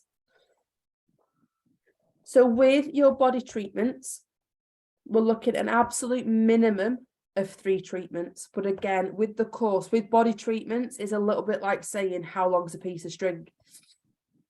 It will vary from client to client, but I would have thought if you're looking at clients, when you're doing HIFU for the body and you're on, let's say, treatment 6, 7, 8, were they the correct clients to be treated in the first place? You know, remember, it's that stubborn pocket of fat. We in the nicest possible way, with the greatest of respects, we don't want to be treating heavily obese clients. You know, it's those stubborn pockets of fat. So it is really important to get the right selection. With body treatments and your treatment spacing, again, it's still an absolute minimum of 3 weeks, but the recommendations are treatments approximately 4-week intervals. So if you say 1 a month, they're the general guidelines for using HIFU on body areas. Now, like we have talked about, if you wanted to be carrying out treatments for your fat reduction and skin laxity, and you've got the 13mm cartridge, you can use the 13mm followed by your 4.5. So we'd always advise that you use, if you're doing multiple cartridges, you always carry out the deeper cartridge first. And this goes for the face as well. So if you were using, let's say, your 4.5, your 3 and your 1.5, remember, always use your 4.5, so that the deepest first, because the more superficial you get, so the more superficial the cartridge, potentially the more side effects that you could get. So you could start getting a little bit more irritation for your clients. So we wouldn't want you doing, let's say, 1.5 first and then 4.5, because if the skin's already irritated, you're potentially going to make it worse. So that's why we generally want you to be using the deeper cartridge first and then work up. So you're working up in the layers. So like I say, you can use 13mm for cellulite. We'll be completely honest, in clinic, we haven't used it. So if any of you have used it, it would be great to get your feedback. But remember that you can use a mixture. So whether it's the face or body, you know, body in particular, you can use a mixture of your HIFU and radiofrequency microneedling. So for skin laxity, especially on the upper arms, on the tummy, if you've got that skin that it almost looks crepey, that's the best way that I can describe it, radiofrequency microneedling can be ideal in conjunction with your HIFU. Remember, like we spoke about earlier, if you are treating for hyperhidrosis, your excessive sweating, you must use your insulated needles. Please don't use non-insulated for that treatment protocol. And we can just see some before and after photographs that we've got from some of you guys from doing body treatments. So I think there's a couple of photographs in here that I'm pretty sure customers who actually provided the photographs for us are here with us today. So if anybody did want to interject with any additional information, please feel free. But with this first one, so you can see on the abdomen there, this was following 2 HIFU treatments and 1 microneedling. So although the results aren't dramatic, there's some really nice improvement there. So I think it's more that sort of crepiness, that general skin laxity has improved really nicely. And that's only after, what, 3 sessions? So that will continue to improve. And obviously the more sessions, the better results this client's going to get. You can see here, so this is 10 weeks later after only 1 session with HIFU.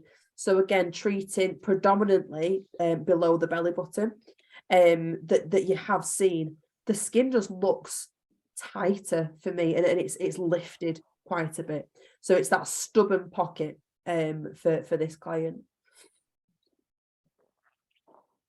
This one I do love. So I'm pretty sure, is Ruth, Ellen or Vicky with us? I know I got a message off Ruth that she couldn't make it. I don't know whether if Vicky or Ellen, you're here, you know anything about this one. But really nice improvement there. I'm not sure how many sessions this was. I would assume it's a course. That was only after one. Was it only after one, Kerry? Yeah. That's amazing. Actually, Kerry, was it you who did this? Yes. Was it? I didn't know how long ago it was. No, they were great. That was like that was our first one that we did, and yeah, really, really good. We felt like the result was really good quite quickly, but then like we were kind of doing, I think we did maybe about 3, and Ruth will be able to interject if she's on, or Ellen or Ruth, Ellen and Vicky as well. Hi guys. But we did I think we did up to 3, but we felt like the first result was the best one, and then after that, like they were minimal improvements after the first. We got like, that was the really good result after one, and then when we did the second and third, it was kind of like more like a maintenance to kind of keep. Did you use a 13, Kerry? We did use a 13, because she's only very slim, but because we wanted to target some of the fat cells as well. We used 13 and the 4.5. So both. And how, so going off, like, obviously we were talking before about treating this area, how did you position your client for this one? Well, I can't remember at the time how we did it, because that was like one of our first ones. So I think at the time we did it where the client was sitting up on the bed, and we just kind of had to hold her arm out. So she was kind of like putting her arm on our shoulder, and then we just treated, and that's how we did it. And then we did it from the front, and then we did it from the back as well. So we kind of treated both sides. And really, really good results. Really impressed. Cool, brilliant. How long after the treatment is the after photograph taken? Gosh, I think it was about 6 weeks, 4 to 6 weeks. 6 it was weeks, just before we were going to do our next one. Because like I said, I always think that the longer you do leave it between is the better. Because one, you're managing their expectations, your clients. If they're spending a lot of money, if you do them too quickly, obviously if money's not an object, then they won't mind. But when people are really on a budget, if you do them too quickly, I tend to find their expectations, they want results here now, and that's it. Whereas if you leave longer between them, you're letting the collagen and the fibroblasts to stimulate and to get the best results, and you can still do your RF needling in between, or before you do another HIFU. So I think it was 6 weeks, but Ruth would have to double check on that one, but I think brilliant. It's amazing. Should I just ask, for those that have done a lot of body, so really realistically, if we want to go into body, which we haven't done yet, we need to get the 13 mil, really, don't we? It is the 13 mil. I mean, you can get some results with skin laxity. If you're looking at that crepiness of the skin with your 4.5 and your RF needling, but certainly if you're looking at fat reduction, it's a 13 mil that you do. Need. Okay.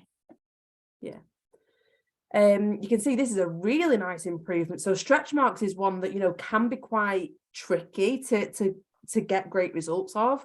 I think this is Ellie at Little Laser Clinic. Amazing results after only two sessions with your RF needling. So not using HIFU whatsoever, but a really nice improvement on those darker, very red, quite new stretch marks. But I would be well impressed with those results. So really nice results there. And was that an insulated needle or a non-insulated needle that was used? I would assume it's non-insulated. Okay. I'd probably say it was probably would have been 3 millimeters, if not 3.5 as well, wouldn't it? Possibly. Possibly. And I'm thinking it's non-insulated just because I know, I'm trying to think of when these photographs were provided. And I think it was before we actually properly introduced the insulated needles. So I'm assuming it's your non-insulated with this one. But really nice results. So just to clarify for best results, we do get asked this a lot, which is best, HIFU or radio frequency microneedling. They can both be amazing. It depends on what you're treating, it depends on what you're targeting. But you know, like we've established and like we've looked at, it could be that you do a combination to get the best results for your clients. I do tend to look at it that if I'm using HIFU, personally, I stick to HIFU on lower face and neck. So like literally under the cheekbone for your HIFU, that's predominantly where I will use it. I love, and I'm looking at it from a client point of view, I love RF needling around my eyes. So that's how I tend to do it for myself. Like I say, you can do RF everywhere. You can do your HIFU face and neck. So it would depend on what you want to do and what you want to offer as a clinic. And it will depend on the client as well that you're treating. But, you know, your HIFU potentially is going to treat more deeper concerns. So it's there to target poor skin laxity. It's there to get that lift, potentially that more definition, to reduce volume in areas that we don't really want it. So double chins in particular. You know, with your HIFU, if you're treating for body areas, it's there to target fat and to get fat reduction on the body. Remember, your 13mm you wouldn't use on the face. Your radiofrequency microneedling, although you can get some really nice tightening, it's not going to give you that lift that HIFU could achieve, because remember, your HIFU is potentially going to target your SMAS layer. Your radiofrequency isn't going to get that deep. But your RF is going to dramatically improve the overall texture of the skin. So the general appearance of the skin, that's what your radiofrequency microneedling will do. So it's great for specific concerns such as acne scarring, finer lines and wrinkles, rough, thickened skin, open pores. So like we say, actually in conjunction, they're both going to get amazing results. And there is a little bit of crossover with the two in that they're both going to stimulate collagen and improve the appearance of the skin, but in different ways. So, you know, in an ideal world, you'd be recommending a course of treatments for your clients, potentially mixing the two together. So you'd maybe do, let's say for argument's sake, a course of maybe, 1 to 3 sessions of your HIFU and radiofrequency as well, so that you're offering your clients the best possible results when it comes to anti-aging. Now, looking at prices, sorry, Rhiannon, can I go for it. What age group are you going to get a result of? I did a lady there last week, and she's late 70s, and she's a very jowly and double chin. Now, she was happy. She could see a little improvement immediately afterwards, and she's going to come back for another one in a couple of weeks. But is she too old to get a result? I personally wouldn't say so, because it would depend on your client. You know, I think so long as they've got realistic expectations, you know, if they're heavily jowled and, you know, that they can literally pick up their skin and lift it quite a bit, are they the most suitable? Probably not. I think they would be limited with results. Okay. I don't like to put an age bracket on it, because everybody ages completely differently. Of course. I know that, you know, I know some 70-year-old, I was talking to one in the post office this morning, and her skin was amazing. And I was just thinking, oh my gosh, if I look like you at the age of 70, I will be over the moon. I know other people, you know, So this lady was nearly 80. She was in her 70s. Yeah, this lady I'm talking was late 70s. And she looked amazing. But then I look at some 60-year-olds that I think you need something a bit stronger. I'll be totally honest. I did do a HIFU on my mother, who is 80. So we used her to practice on. So we did her a HIFU back in July, right at the beginning. But she has had, well, equivalent to the KC for a lot of years. So I do think that has made a difference. The people I've done that have done, because I've done, well, it wasn't KC, but similar for the last 30 years. So the people that have had that, I've got better results with, which would make sense perhaps. My mother was quite full in the face still. So I did do a little bit of 4.5. But what I would say is it softened the look of the deeper lines. But we haven't got around to doing another one. and I was waiting to see how so now we've got to point. All of a sudden, the last 2 or 3 weeks, I think it's looking like it's going back to as if we hadn't done it. Right. Interestingly, but that's quite a long time span. And she only had one as well, Michelle? Yeah, she had one. Yeah, you see, we normally, well, again, we haven't seen Mum, and she sounds like she looks amazing as well. But I'd probably say she'd need a minimum of 2 sessions. Well, that was potentially 3, plan. and like I said, and the course of RF for best results. But because she's looked after her skin so well, she's received the treatments very well already, which is probably why you're thinking, oh, well, there's no point doing the treatments if she's we plan so good, to do another. We just haven't got round to it. Yeah. Right. I know, like, so my mum in particular, I can say it because she's not here and nobody knows her in this group, so you're not going to get me in trouble. But I did 2 sessions of HIFU on my mum. It was last year, so you know she's way overdue. It was just that I think I was heavily pregnant at the time, and I was like, yeah, mum, just come in and I'll do your HIFU, it's fine. We left, so after her first session, we left 12 weeks between, and she came back in for a second one, and I did take photographs, and although she doesn't look dramatically different, like you said, I think, Michelle, it softened everything, and she did look better. Did it look mega lifted? No, but I have been completely honest with her, and I've been saying to her for a while, Mum, you've lost a lot of volume, like in your cheeks in particular. You have lost a lot of volume with, you know, going through different diets over the years. And I said, you need filler, like you really need some filler to get the best results. I have got a before and after photographs here on my phone, but I don't think you're going to be able to see it. But let's try. It's not going to show up very well. No, it's not going to show you. Ever so slightly, you can see it. Oh, hang on. Is that do you know what? I No, I can see a difficult. difference there. Like you said, she just looks fresher, like she's, you know, like she's had a rest, like she looks softer. Yeah. You know, that was only after 1 session. I've gone really dark now, there you go. So that was only after 1 session. You know, I did do her second session, but then I didn't get a chance to get her back in for the photograph because I ended up, my little boy arrived, so I've not been able to get her in. You know, I'd love to do another course for her, but again, although I think she will get a nice improvement, to get the results that she would be really happy with, it would have to be in combination with fillers. And you know, I've told her that for years, that she does need that. So you know, hopefully, I think she's getting to the age now that she's just like, right, okay, because she's always been nervous with fillers and things like that. I think it's because I put her through hell before I got married with different treatments for her. So I think she's getting a little bit to that point of, yeah, she's ready for that. But you know, she did see some nice results. It's just, you know, there's not necessarily an age limit. It would depend on how much they have aged and in what way. So yeah, for me, that there wouldn't be a limit personally. And also, like you said, Rhi, it depends on what other treatments they've had to start with, because I sometimes say as well, like, so for some people, HIFU is not maybe the first, well, no. To be honest, most people, I would never do a HIFU as their first ever treatment if they've never had anything else before. Yeah.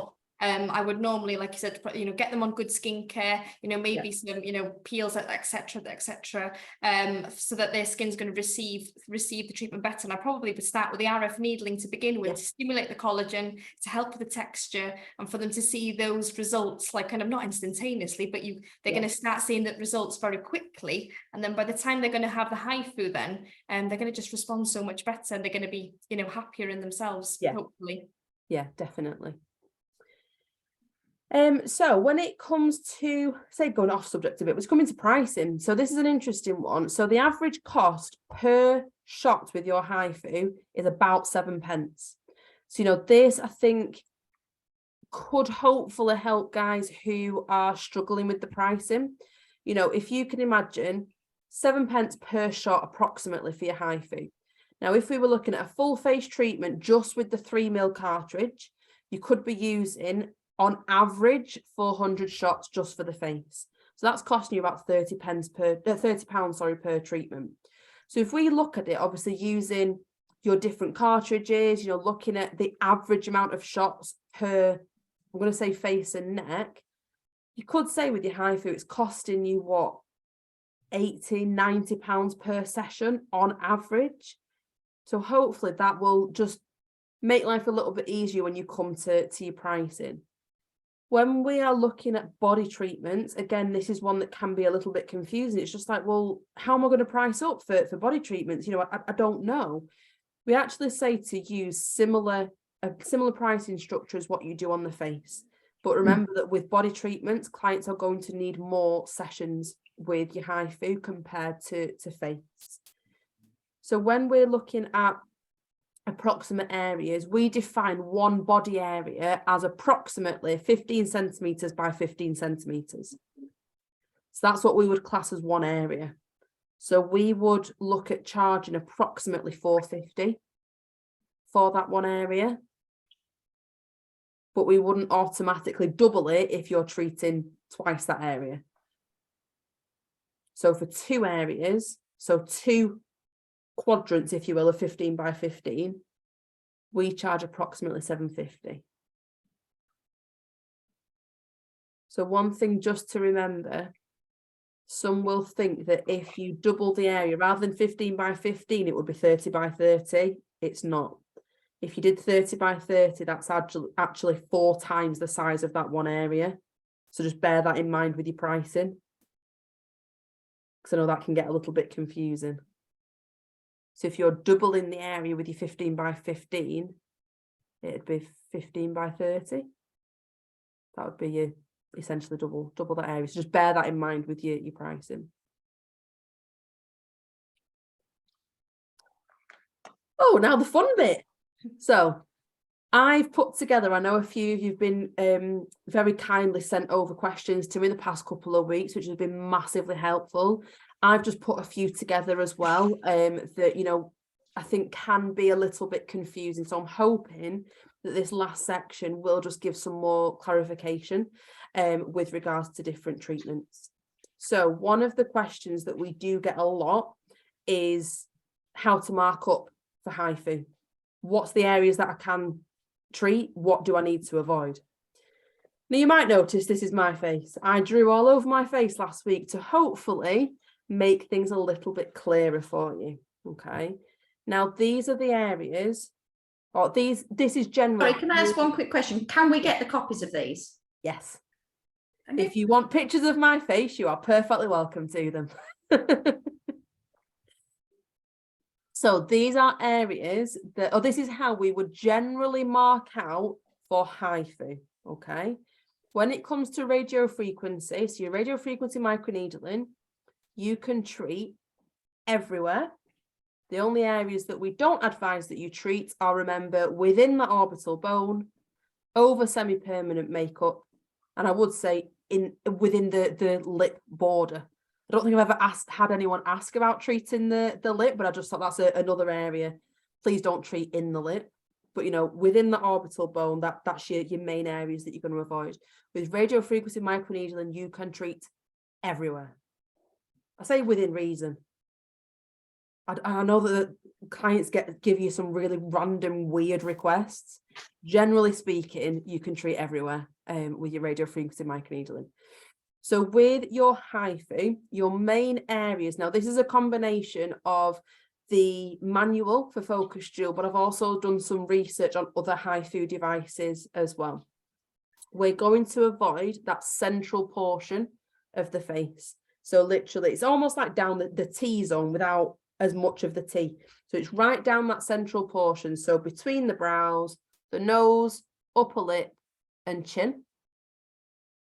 And we want to avoid treating over the thyroid and the neck cartilage. So it's almost like a rectangle at the front of the neck.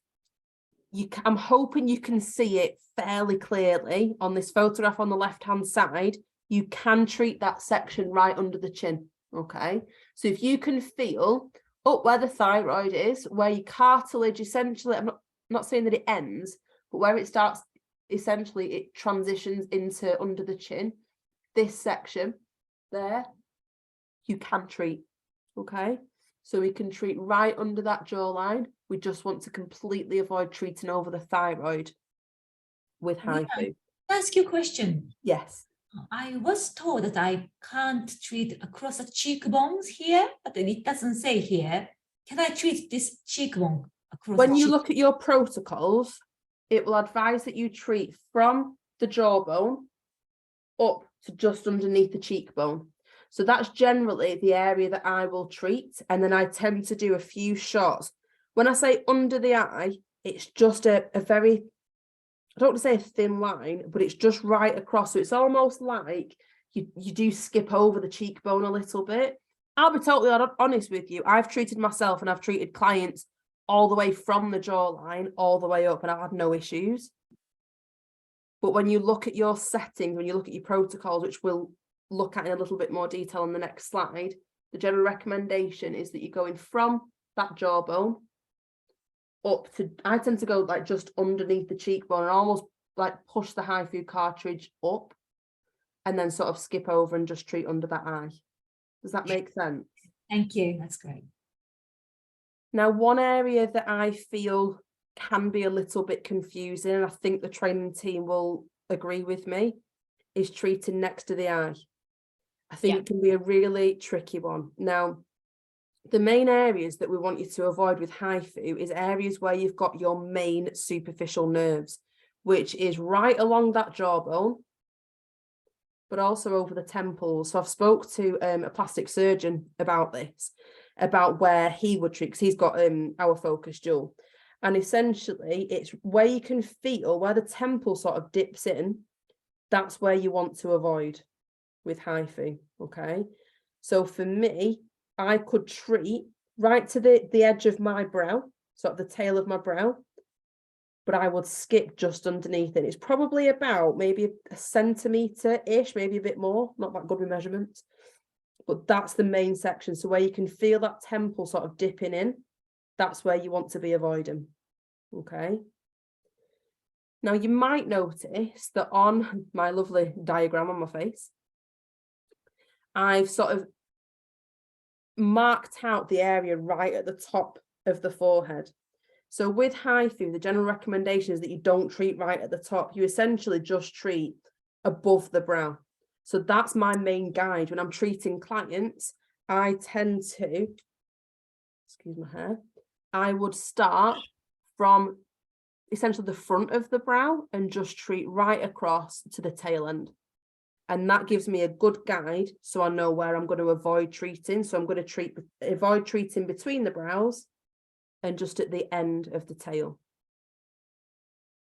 Does that make a little bit more sense for people? Let's have a look. Have we got drew face and laminate and have it in the machine with color coded for each of the cartridges. That's brilliant. So I've just had why do you that?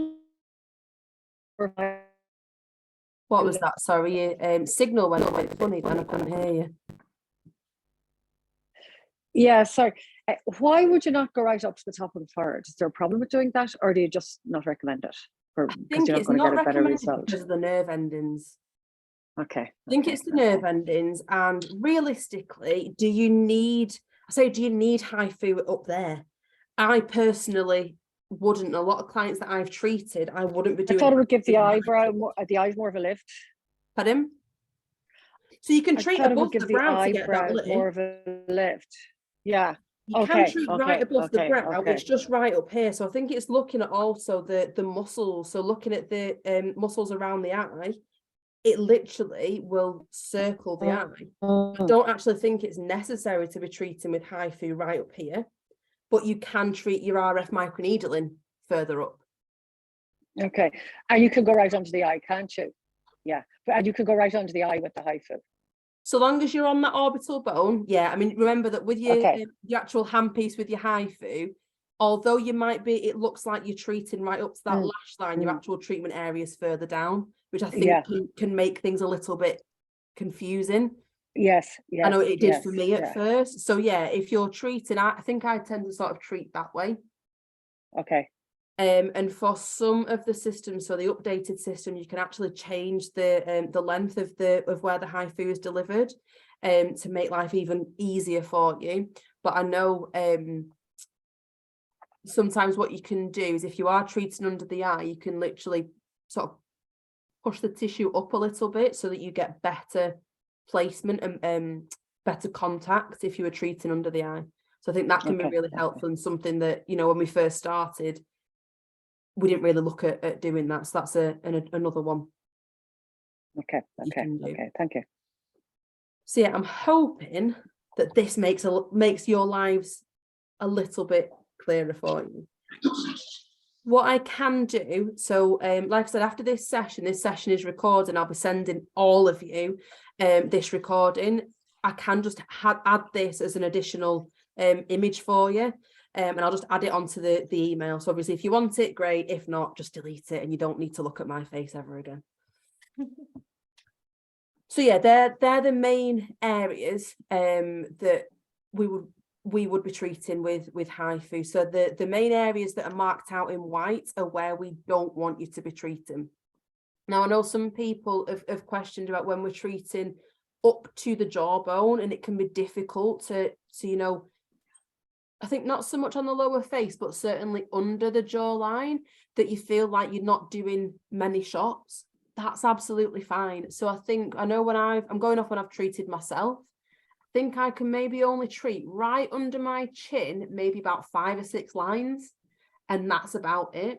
And obviously the further back you get, so going back up the jawline, I think I can only fit maybe 4 or 5 shots for me. Obviously, you've got a client with, I don't want to say a bigger jawline, but there's a larger area, you can get away with fitting in a few more shots. But yeah, it's not common that you would be able to fit loads of shots right under that jawline. So remember, we're looking at up to the jawbone, so essentially where the neck starts. So there's not the largest of areas, if that makes sense. Again, Kerry and Suki, I don't know whether you agree with that one.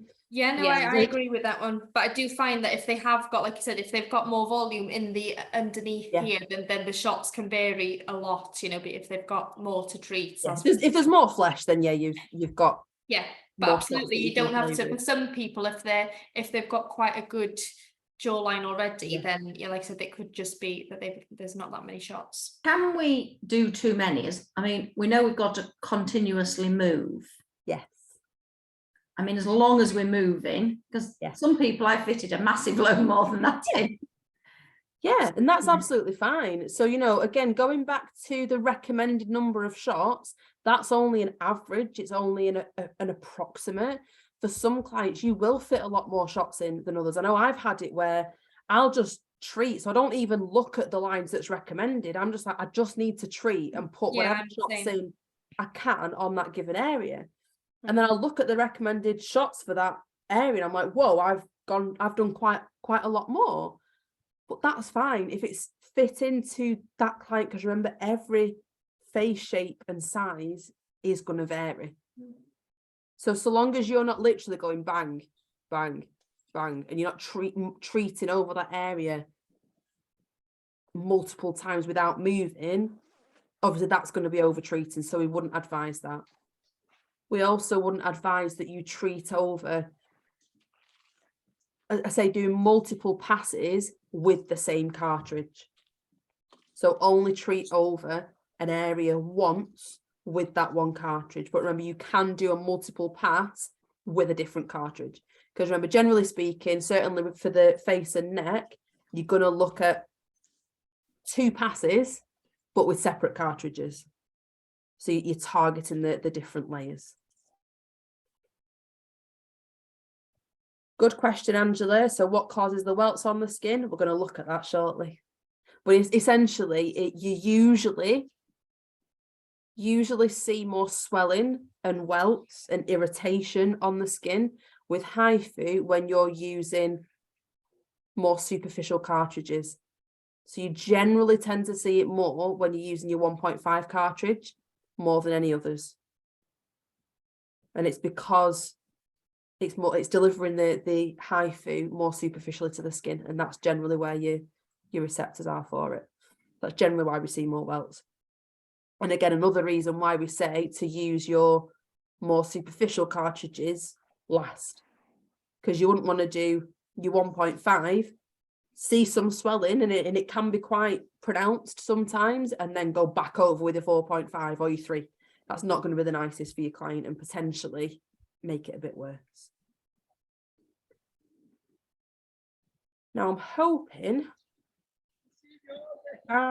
we have got essentially, and we've had a couple of questions about, well, what settings do I use on my slimmer face clients? If I can't use my 4.5, and you're saying that I need to use my 3 and my 1.5, well, where are the settings? Because they're not in the manual.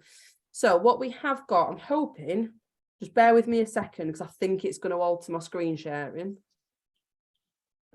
So if I bring that down, I want to do a new share, so I want to share this one. I'm hoping you can all see, basically it's a PDF document where it says HIFU treatment parameters. So I'm just going to try and zoom in a little bit. Oh, no, I don't want to do that.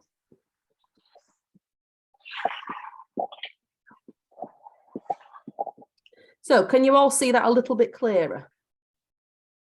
Yeah. So we've basically got your treatment parameters at a glance. So this is basically where we have gathered the settings from the manual and basically put it onto a couple of sheets of paper for you. So for me, whenever I'm doing HIFU, I don't like using the settings in the manual because I personally find it a little bit confusing and it mashes my brain a little bit too much because I'm having to flick back and forth between my pages to get the right settings for the different areas, and I personally just, it doesn't work well with my head. So basically we've condensed these settings into general parameters at a glance. So when you're looking at clients, so maturer clients with greater volume in the lower face, some of you may recognize these photographs from the training presentation. So these are the sorts of clients that you would potentially be able to use your 4.5 cartridge on. And we've basically popped all these settings onto one sheet for you. So you've got your pass number 1 when you're treating under the jaw, above the jaw and up to the cheekbone, where you can carry out your 4.5. It gives you an approximate number of lines, but remember, you don't need to stick to this. This is approximate and it will vary from client to client, but it gives you your settings and looking at the various areas. So obviously with that lower face and under the jaw, you can use your 4.5 followed by 3. Whereas for the lower neck, around the eye and above the brow, you can use your 3 and your 1.5 cartridges. We have also got settings for if you were treating across the décolleté as well. But remember, we don't do that as a standard treatment. So just remember for your clinic, if you're doing that treatment, make sure that you charge your clients for it. You get good results around the décolleté area. Really nice results with that. You know, that fine sort of crepey skin where you just get those finer lines. That's your ideal clients for across the décolleté. So we're not going to treat over breast tissue, but certainly across the décolleté using your 3 and your 1.5 for HIFU, you can get some nice results. Your number, not your 4.5. Not your 4.5, no. Okay. Just your 3 and 1.5. Okay. I'm a bit confused about using the 4.5 and the 3. I'm 62. Yeah. And my face is quite slim. Okay. And when I had it, I used I think it was a 3 on the cheek area. Yep. It's kind of, should I not have used the 4.5? Just for skin tightening. A lot of slackening on your lower face though, Brenda. No, I think I have. I think I have.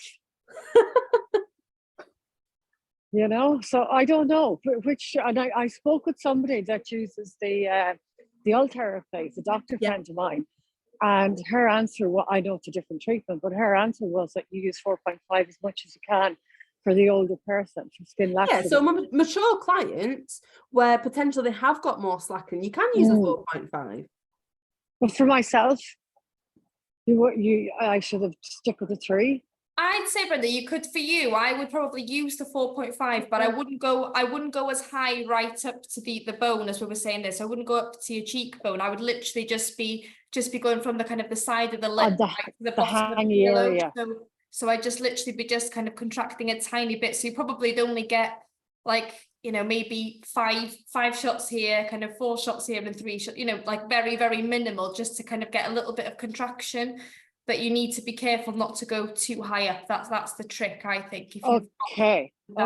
And also one side of my face is worse than the other, the left side.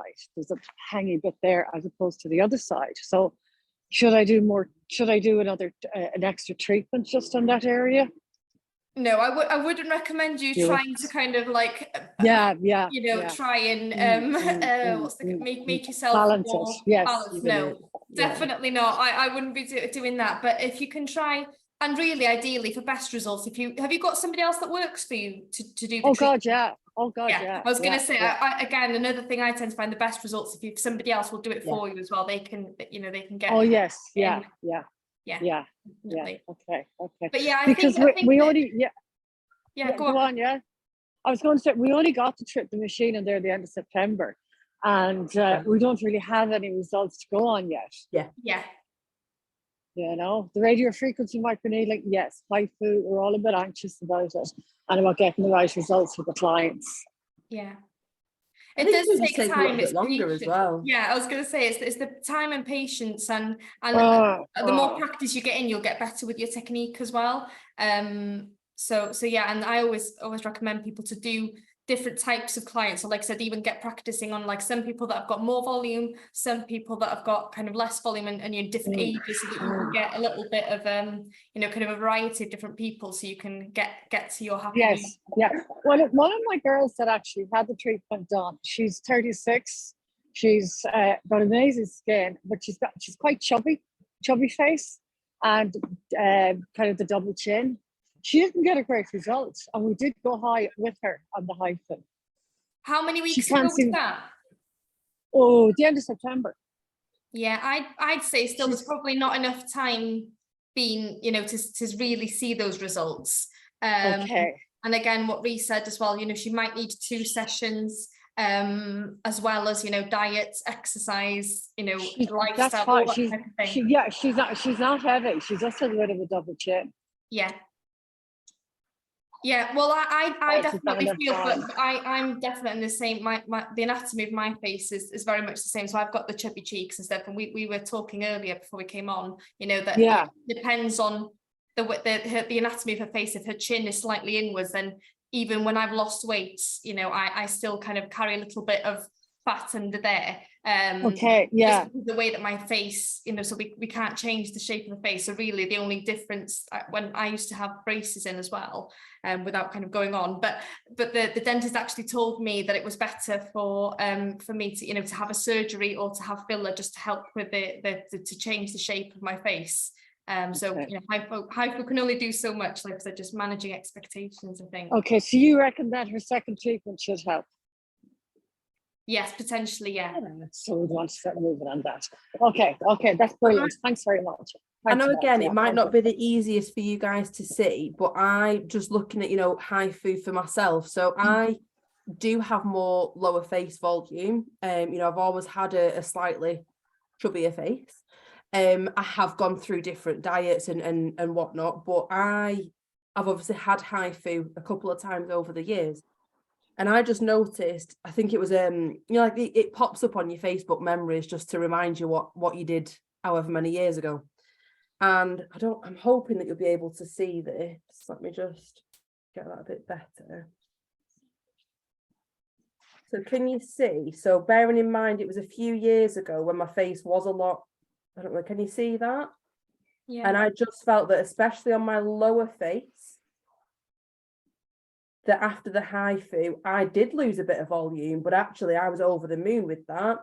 And I just sort of looked at that and I thought, oh my gosh, I've got my cheekbones back that I thought had completely disappeared under a few layers of fat. And, you know, it came back. So for me, I was over the moon with that. You know, I have had a couple of sessions over the years with HIFU, but for me, you know, I did use 4.5 and I did see a really nice result. And I have continued to see that result. Like I personally can see on myself, I've got more defined cheekbones that I never really had before. So it can take time. And, you know, when you're looking at using your different cartridges, it really would depend on your client's concerns as well as their needs. So if you've got a client who, you know, has more slack in him, they are more of a mature client, your 4.5 is necessary. But if you've got a client, like I say, who's potentially younger, they've got more slimmer faces, they haven't really got much slacking in, it's best to avoid using the 4.5, because theoretically we could potentially see more volume loss in those clients, which obviously we definitely don't want. So with these parameters that we did put together, we've got the settings from the manual for these, but we've just put it all onto one sheet for you. So with these clients who you potentially wouldn't use the 4.5 for, we've just give you settings for just using the 3 and the 1.5. So hopefully, you know, this could make life a little bit easier for you, even if you just didn't want to use this. When I say don't want to use the settings in the manual, like I say, for me, I prefer having everything on one sheet because it just makes more sense in my head.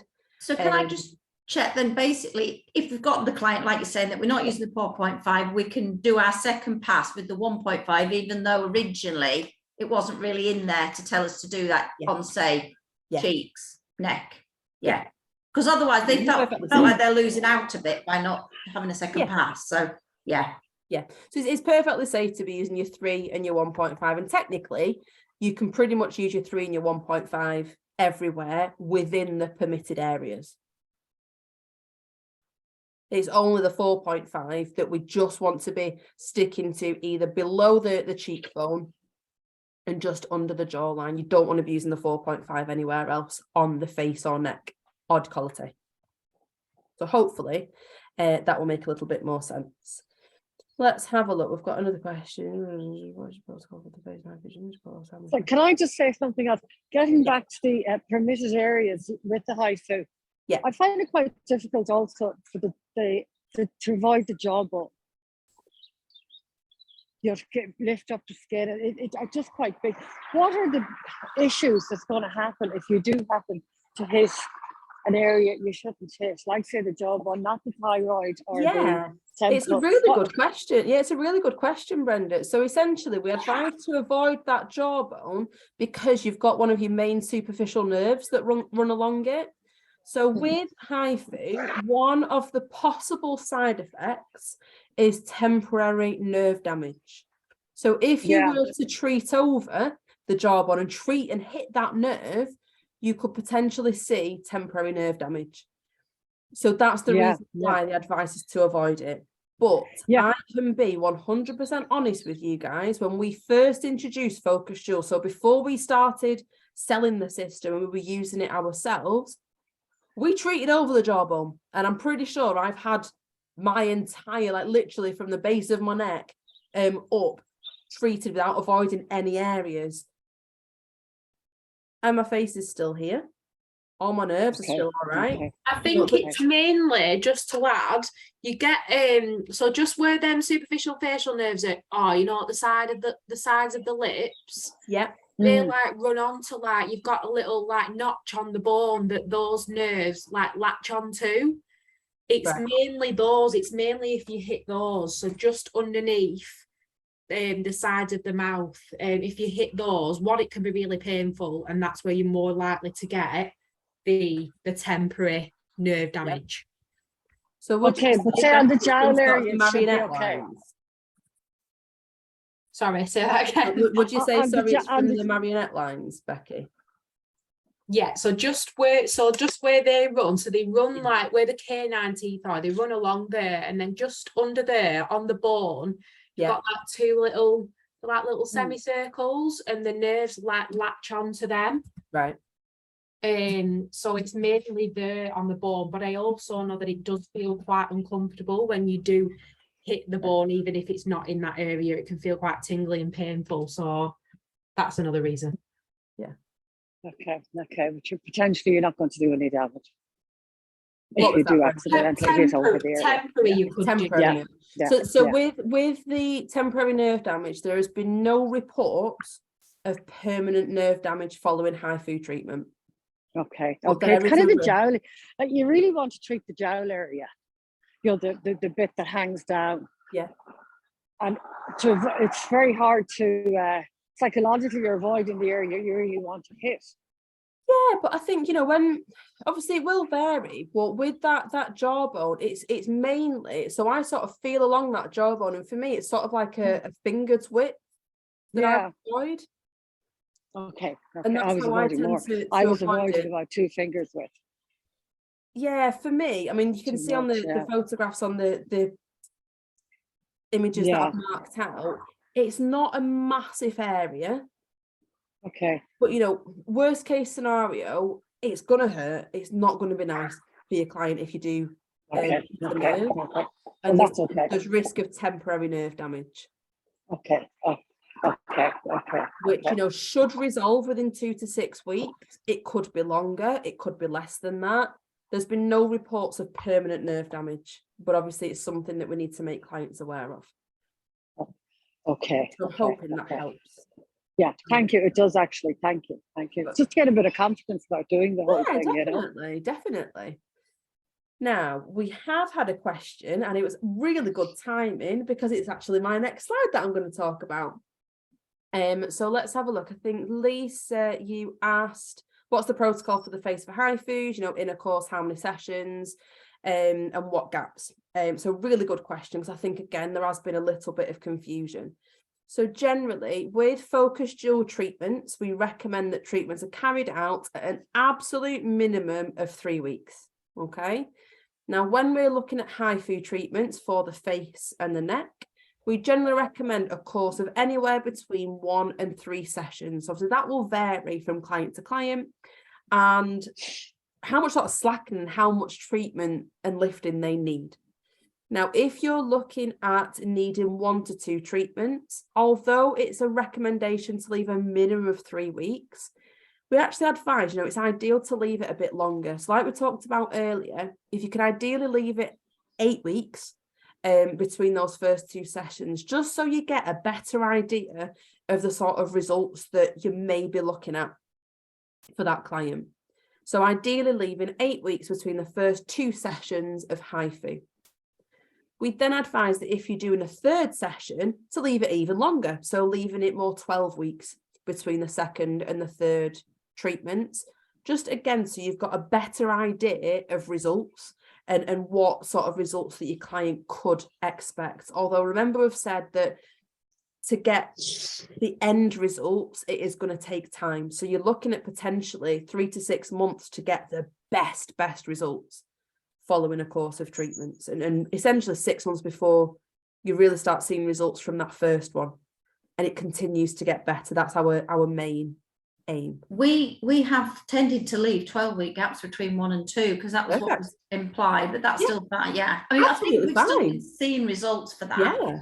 Okay. Yeah, that's absolutely perfect, Michelle, definitely. And do you try and imply everybody's going to have at least 2? You need to imply that, really. I think I agree with that anyway, but unless you've got a client in her 20s, right?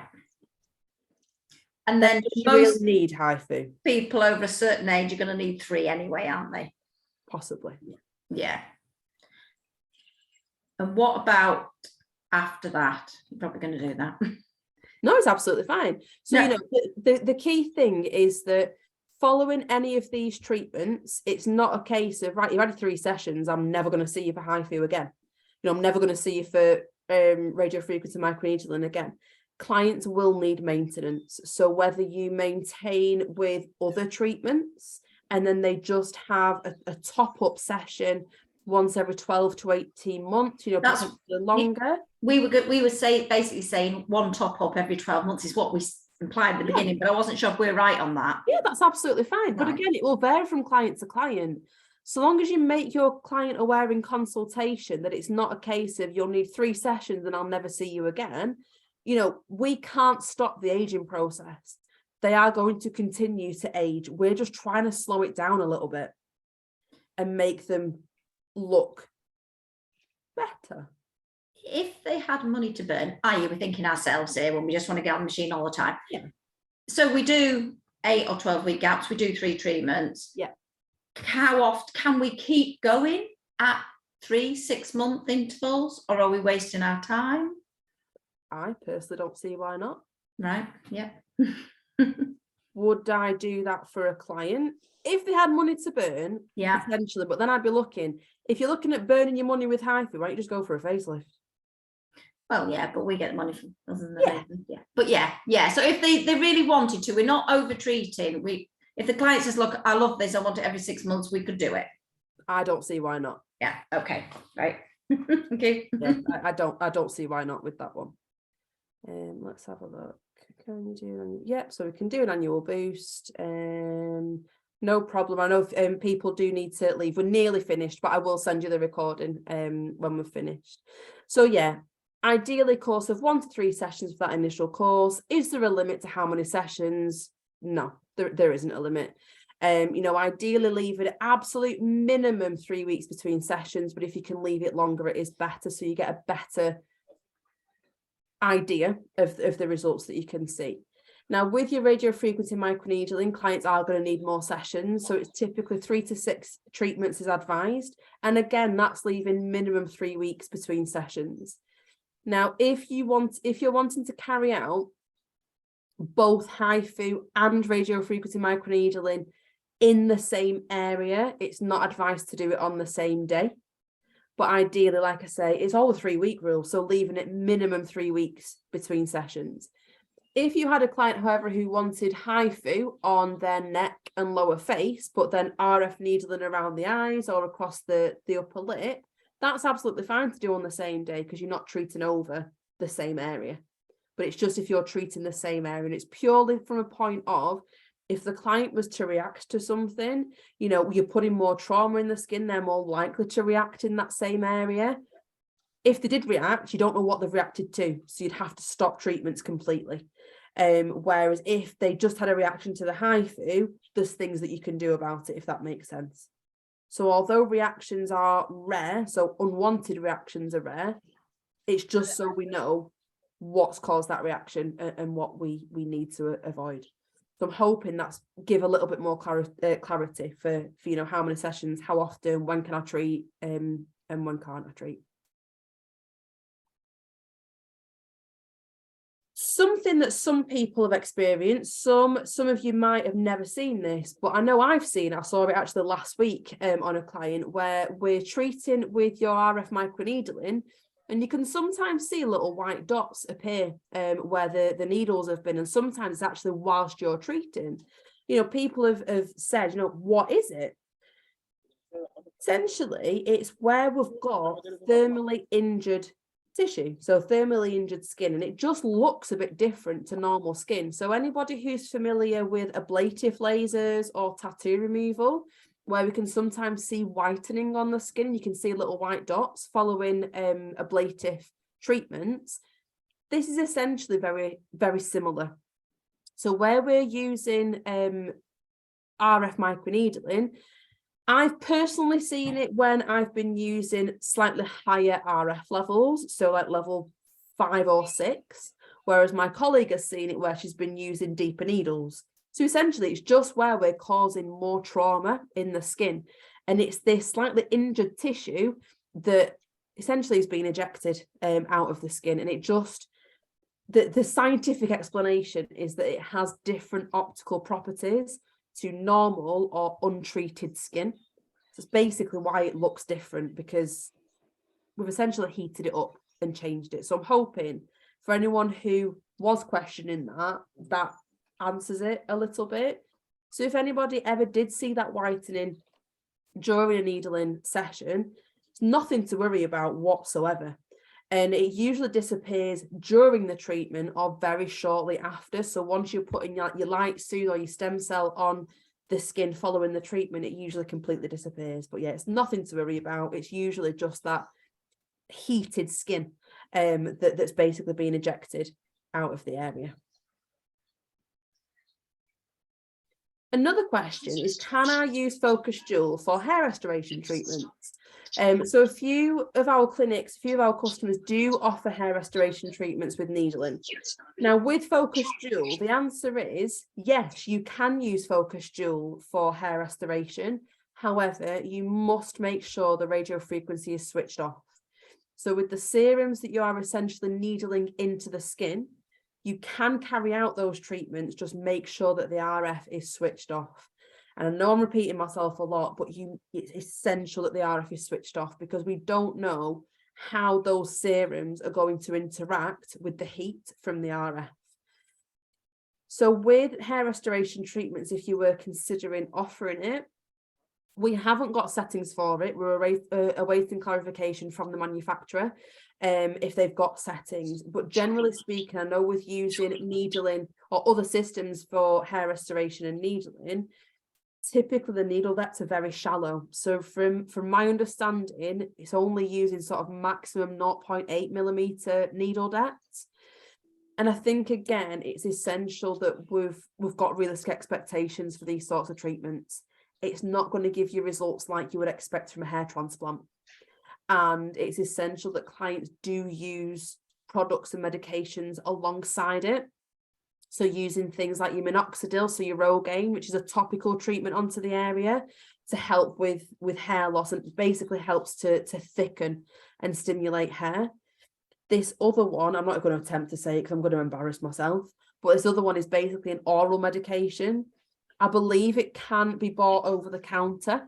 I don't know whether you can get a higher strength with a prescription, but essentially this other medication, it reduces the testosterone. So when you're looking at male pattern growth, so when you get thinning hair on the head, it's usually caused by testosterone.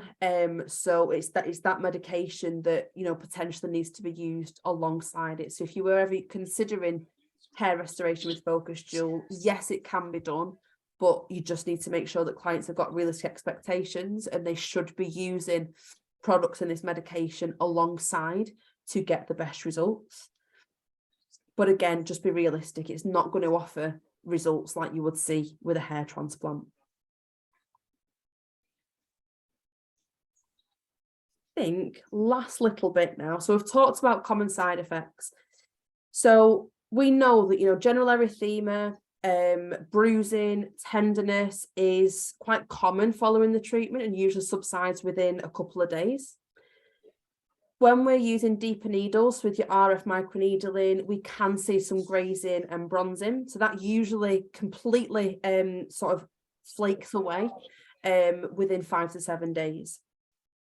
This urticaria reaction, so that welts, that swelling following the treatment, is completely expected. It's nothing to worry about. If your clients did get it, don't panic. If they don't get it, don't panic. If anything, if you're going to see it, it's usually with your 1.5 mil cartridge with your HIFU. But like I say, it's not essential that you get it. It's just some clients will, some clients won't. I know, I think I had it on my first ever treatment, but then I've never had it since. Andrew, I think you asked about, you had a client who's had it on one side, but not the other. You know, I know with other treatments, you can sometimes find that one side of the body can react a little bit different to the other. So some clients will find some treatments more painful on one side than the other. So I think it would be more down to that. So it's nothing that you've done incorrectly. I'm assuming your lines are exactly the same. Your settings are exactly the same on either side. It can just be one of those things that your clients get more swelling and this urticaria reaction following the treatment more than others. Usually, if you were to get welts, they do subside fairly quickly. They do usually calm down anywhere from 24 hours to a couple of days. I don't think I've seen it last longer than that, but that's just from my personal experience. Again, it's nothing to worry about, and these are fairly common side effects. One thing that we have had a few reports of is things like bruising following HIFU treatment. So that's something that I've not personally seen following treatments, but we have had a couple of reports.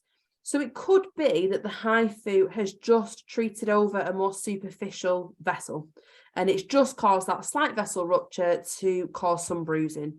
So it's usually very mild, and it will calm down and subside within a few days to worst case scenario, a couple of weeks. Nothing to worry about. Do we know exactly why it's happened? Unfortunately, no, we don't. I know that's potentially not a statement that you really want us to hear, or want us to say, or want to hear from us. But it could be realistically that it's just treated over a more superficial blood vessel. Is that completely avoidable? No, because like we've talked about earlier, client's anatomy is very different. So from client to client, you're going to have potentially different nerve placement as well as your blood vessels. So there's no way to completely avoid it other than don't treat them. If you've got a client who doesn't want to see welts, swelling, tenderness, bruising, they may not be suitable for the treatment. So, you know, we need to be potentially realistic with that as well. Something that could increase the risk of unwanted side effects, such as burns, possible damage to your hand pieces as well, is with your HIFU, it's the actual placement of the cartridge, but also, is there enough gel in the area? So that's another question that we do get, you know, how much is too much? How much is too little? We were talking about this earlier before the session started. Personally, I would rather there's too much gel on the skin than not enough, because not enough is going to potentially affect the energy transfer, potentially cause more friction, which could then create more heat and potentially increase the risk of burns, worst case scenario, but could actually damage the HIFU cartridge. So it's really important that you've got enough gel on the area. And like I said, I think I would personally rather see too much gel on the area than not enough and you treating over an area that's basically dry, because that's potentially going to cause a lot of damage. It's going to be very expensive to replace your HIFU cartridges, as some people do know, but you're potentially going to increase the risk of unwanted reactions on the skin. So yeah, if anything, too much gel than not enough. We also need to be really careful with the HIFU cartridge placement to basically make sure that you've got full contact. And I know I've seen it when I've been treating, so I've done it myself. So I think it's something that is easily done, but make sure that you have got full contact with the cartridge. So I know from one angle it can look like you've got full contact, but actually if you look from the other angle, the cartridge is just off the skin ever so slightly. So you can see in this top photograph that where that sort of film on the HIFU cartridge is slightly off, that's where you're potentially going to cause too much damage to the cartridge itself and to that film, but potentially increase sensitivity levels for your clients and possibly increase an unwanted reaction. So worst case scenario, a burn. So just double check that you've got full contact. The next one, as well as full contact, is making sure that you've got your angle right with HIFU. So it's advised that when you're carrying out an HIFU treatment, that the cartridge is always, I want to say face down. I don't know whether that's the easiest way to explain it, but basically make sure that, remember, on that cartridge, you've got the film. You want to make sure that that film is always, I want to say heading south. It's always pointed to the floor as much as possible when you're treating clients. So basically, we don't want you treating clients who are sat up and you're treating under the chin, for example, where you're basically firing the HIFU up, if that makes sense. Mm-hmm. Kerry and Suki, have I explained that in a way that would make sense? Because I know in my head it makes sense. Yeah, definitely. So you want to be making sure that, like I say, on this photograph, the film and the base of the cartridge, so the treatment area of the cartridge, is facing down as much as possible. Yeah. So like I say, it's going to make sure that you've got full delivery of the energy, of the HIFU energy. You've got a good delivery of the energy, but it's going to reduce the risk of damaging your cartridge. Yeah. But it also means that it's potentially going to be a bit more comfortable. And also I find, like, if you are, like I said, fully facing south and it's in good contact and perpendicular onto the skin, then you're also going to be applying a little bit more pressure, because I think that's the best thing. So the more pressure you've got, then you're kind of ensuring in a way that you are always in full contact with the skin and you're not slightly kind of coming off. So that kind of, I always feel like it's more comfortable. The more pressure that you put, it's more comfortable, and there's less risk of adverse effects as well. Yes. Cool. I hope that's made sense for people. I think That's the end. So I'm just going to stop my screen share. I know a Can I few just ask people you one have more got those. question? Of course you can. Is it possible to treat height on back of neck? Because I have a customer who's got jowl problem and she's got short hair and exposed UV ray, and she's got this horizontal neckline on back of her neck and a bit saggy area. Oh. It's like I'm a- completely honest with you. I've never been asked that question. And I'm not 100%. So I think if it's okay with you, Setsuko, I'll contact the manufacturer about that one, because obviously we haven't got protocols for that area. But I know what you mean. Yeah, that there are some clients where sometimes they can just have that sort of yeah. say And fattier it's tissue. a part of the neck. That's why if it's saggy here, it will be saggy here too. Yeah. Can you leave that one with me? Sure. And I will ask the question, because like I say, we haven't actually got protocols for it, but it is an interesting one. Okay, thank you. So yeah, leave that one with me. Has anyone else got any questions? I know there's not many of you left. They're dropping like flies. Can I just ask, sorry, I seem to have lost my screen share. I don't know, can you hear me? Yes. Michelle, yeah. Sorry, I don't know why I've lost my screen share, but anyway.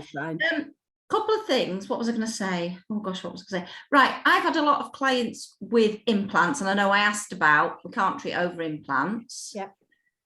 I mean, is there anything we could do? I can't believe how many people have got teeth implants when you start asking them. So can we do anything like blocking anything between it, like their tongue, or any dental type padding, or? This is a hard one, because we get this kind of often, don't we?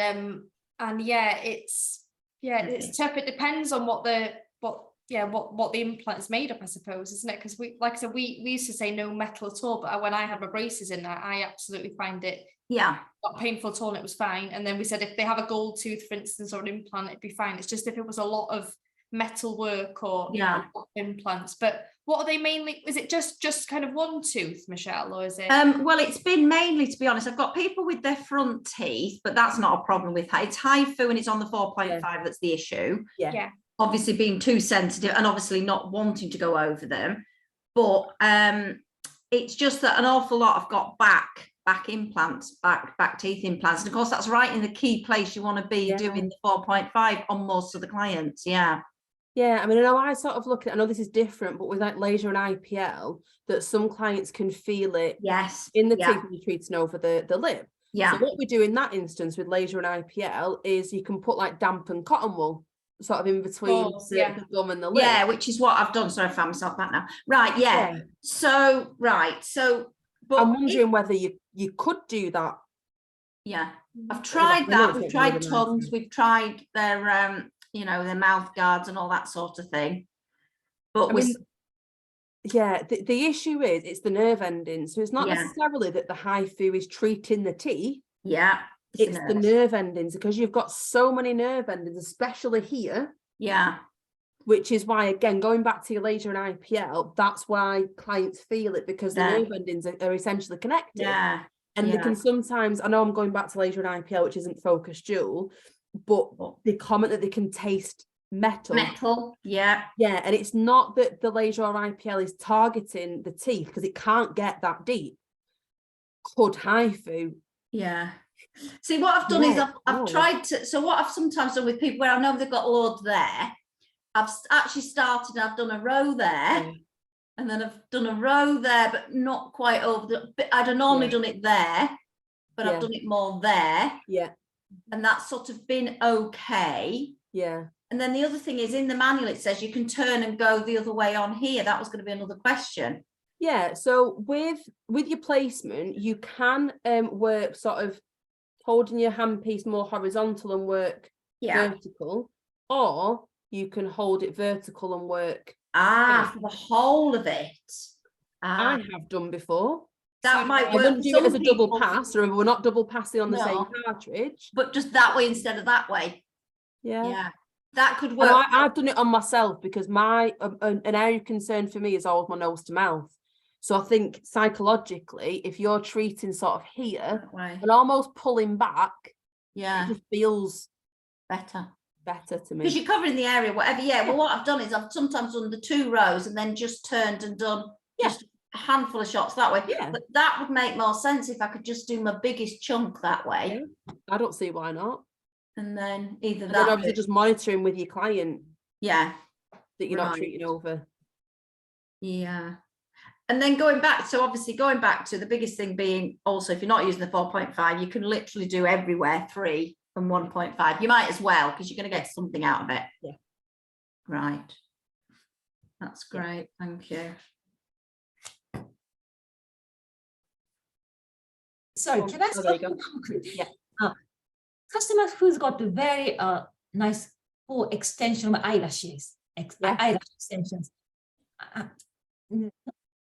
Not to do it, but they want to do it, and they having gel close to it and really ruins eyelashes. Is there anything I can make it? The only thing that I can suggest is that they don't close their eyes. Oh, is it safe to do that? Yeah, it's fine. Remember, it's not laser or IPL, so you know they don't need to wear goggles.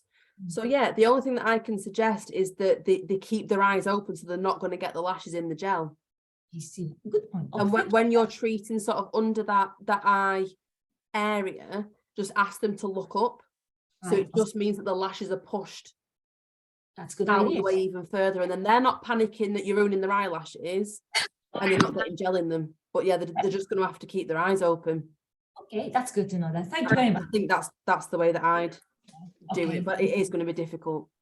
But yeah, lashes can get in the way. It's happened to me before. Yeah. Okay. Thank you. Cool. Well, I hope everyone's found it useful. Yes, that's been really good. Thanks. That was a really good refresher. So you're going to email the video, yeah? Yes. And yes, so I am going to email it. It might take me a couple of days just because it takes time for Zoom to send it to me. But I will send everybody who's been booked on today this recording. I can send you the slide that we talked about as well, with my face everywhere. If there's anything that I've missed, please just email me. Is there other updates in the manual? Can the new manual may be different to what we've got? Can that be sent, or is that not really relevant? I can send you the most recent manual. I think Michelle, you'll have the most up-to-date one. Well, that was June, July time, so it probably is, yeah, but I will just add it onto the email. Or any of those new slides that you made, the more condensed one. We've created our own, but I think that would be better. Yeah, that's absolutely fine. Right. Obviously, if there's anything that you need in the meantime, you've got my details, but we've also got the clinical email address. So that just basically goes through to all of the trainers. But yeah, if you're not sure about anything, you have got my details, so feel free to contact me. Great.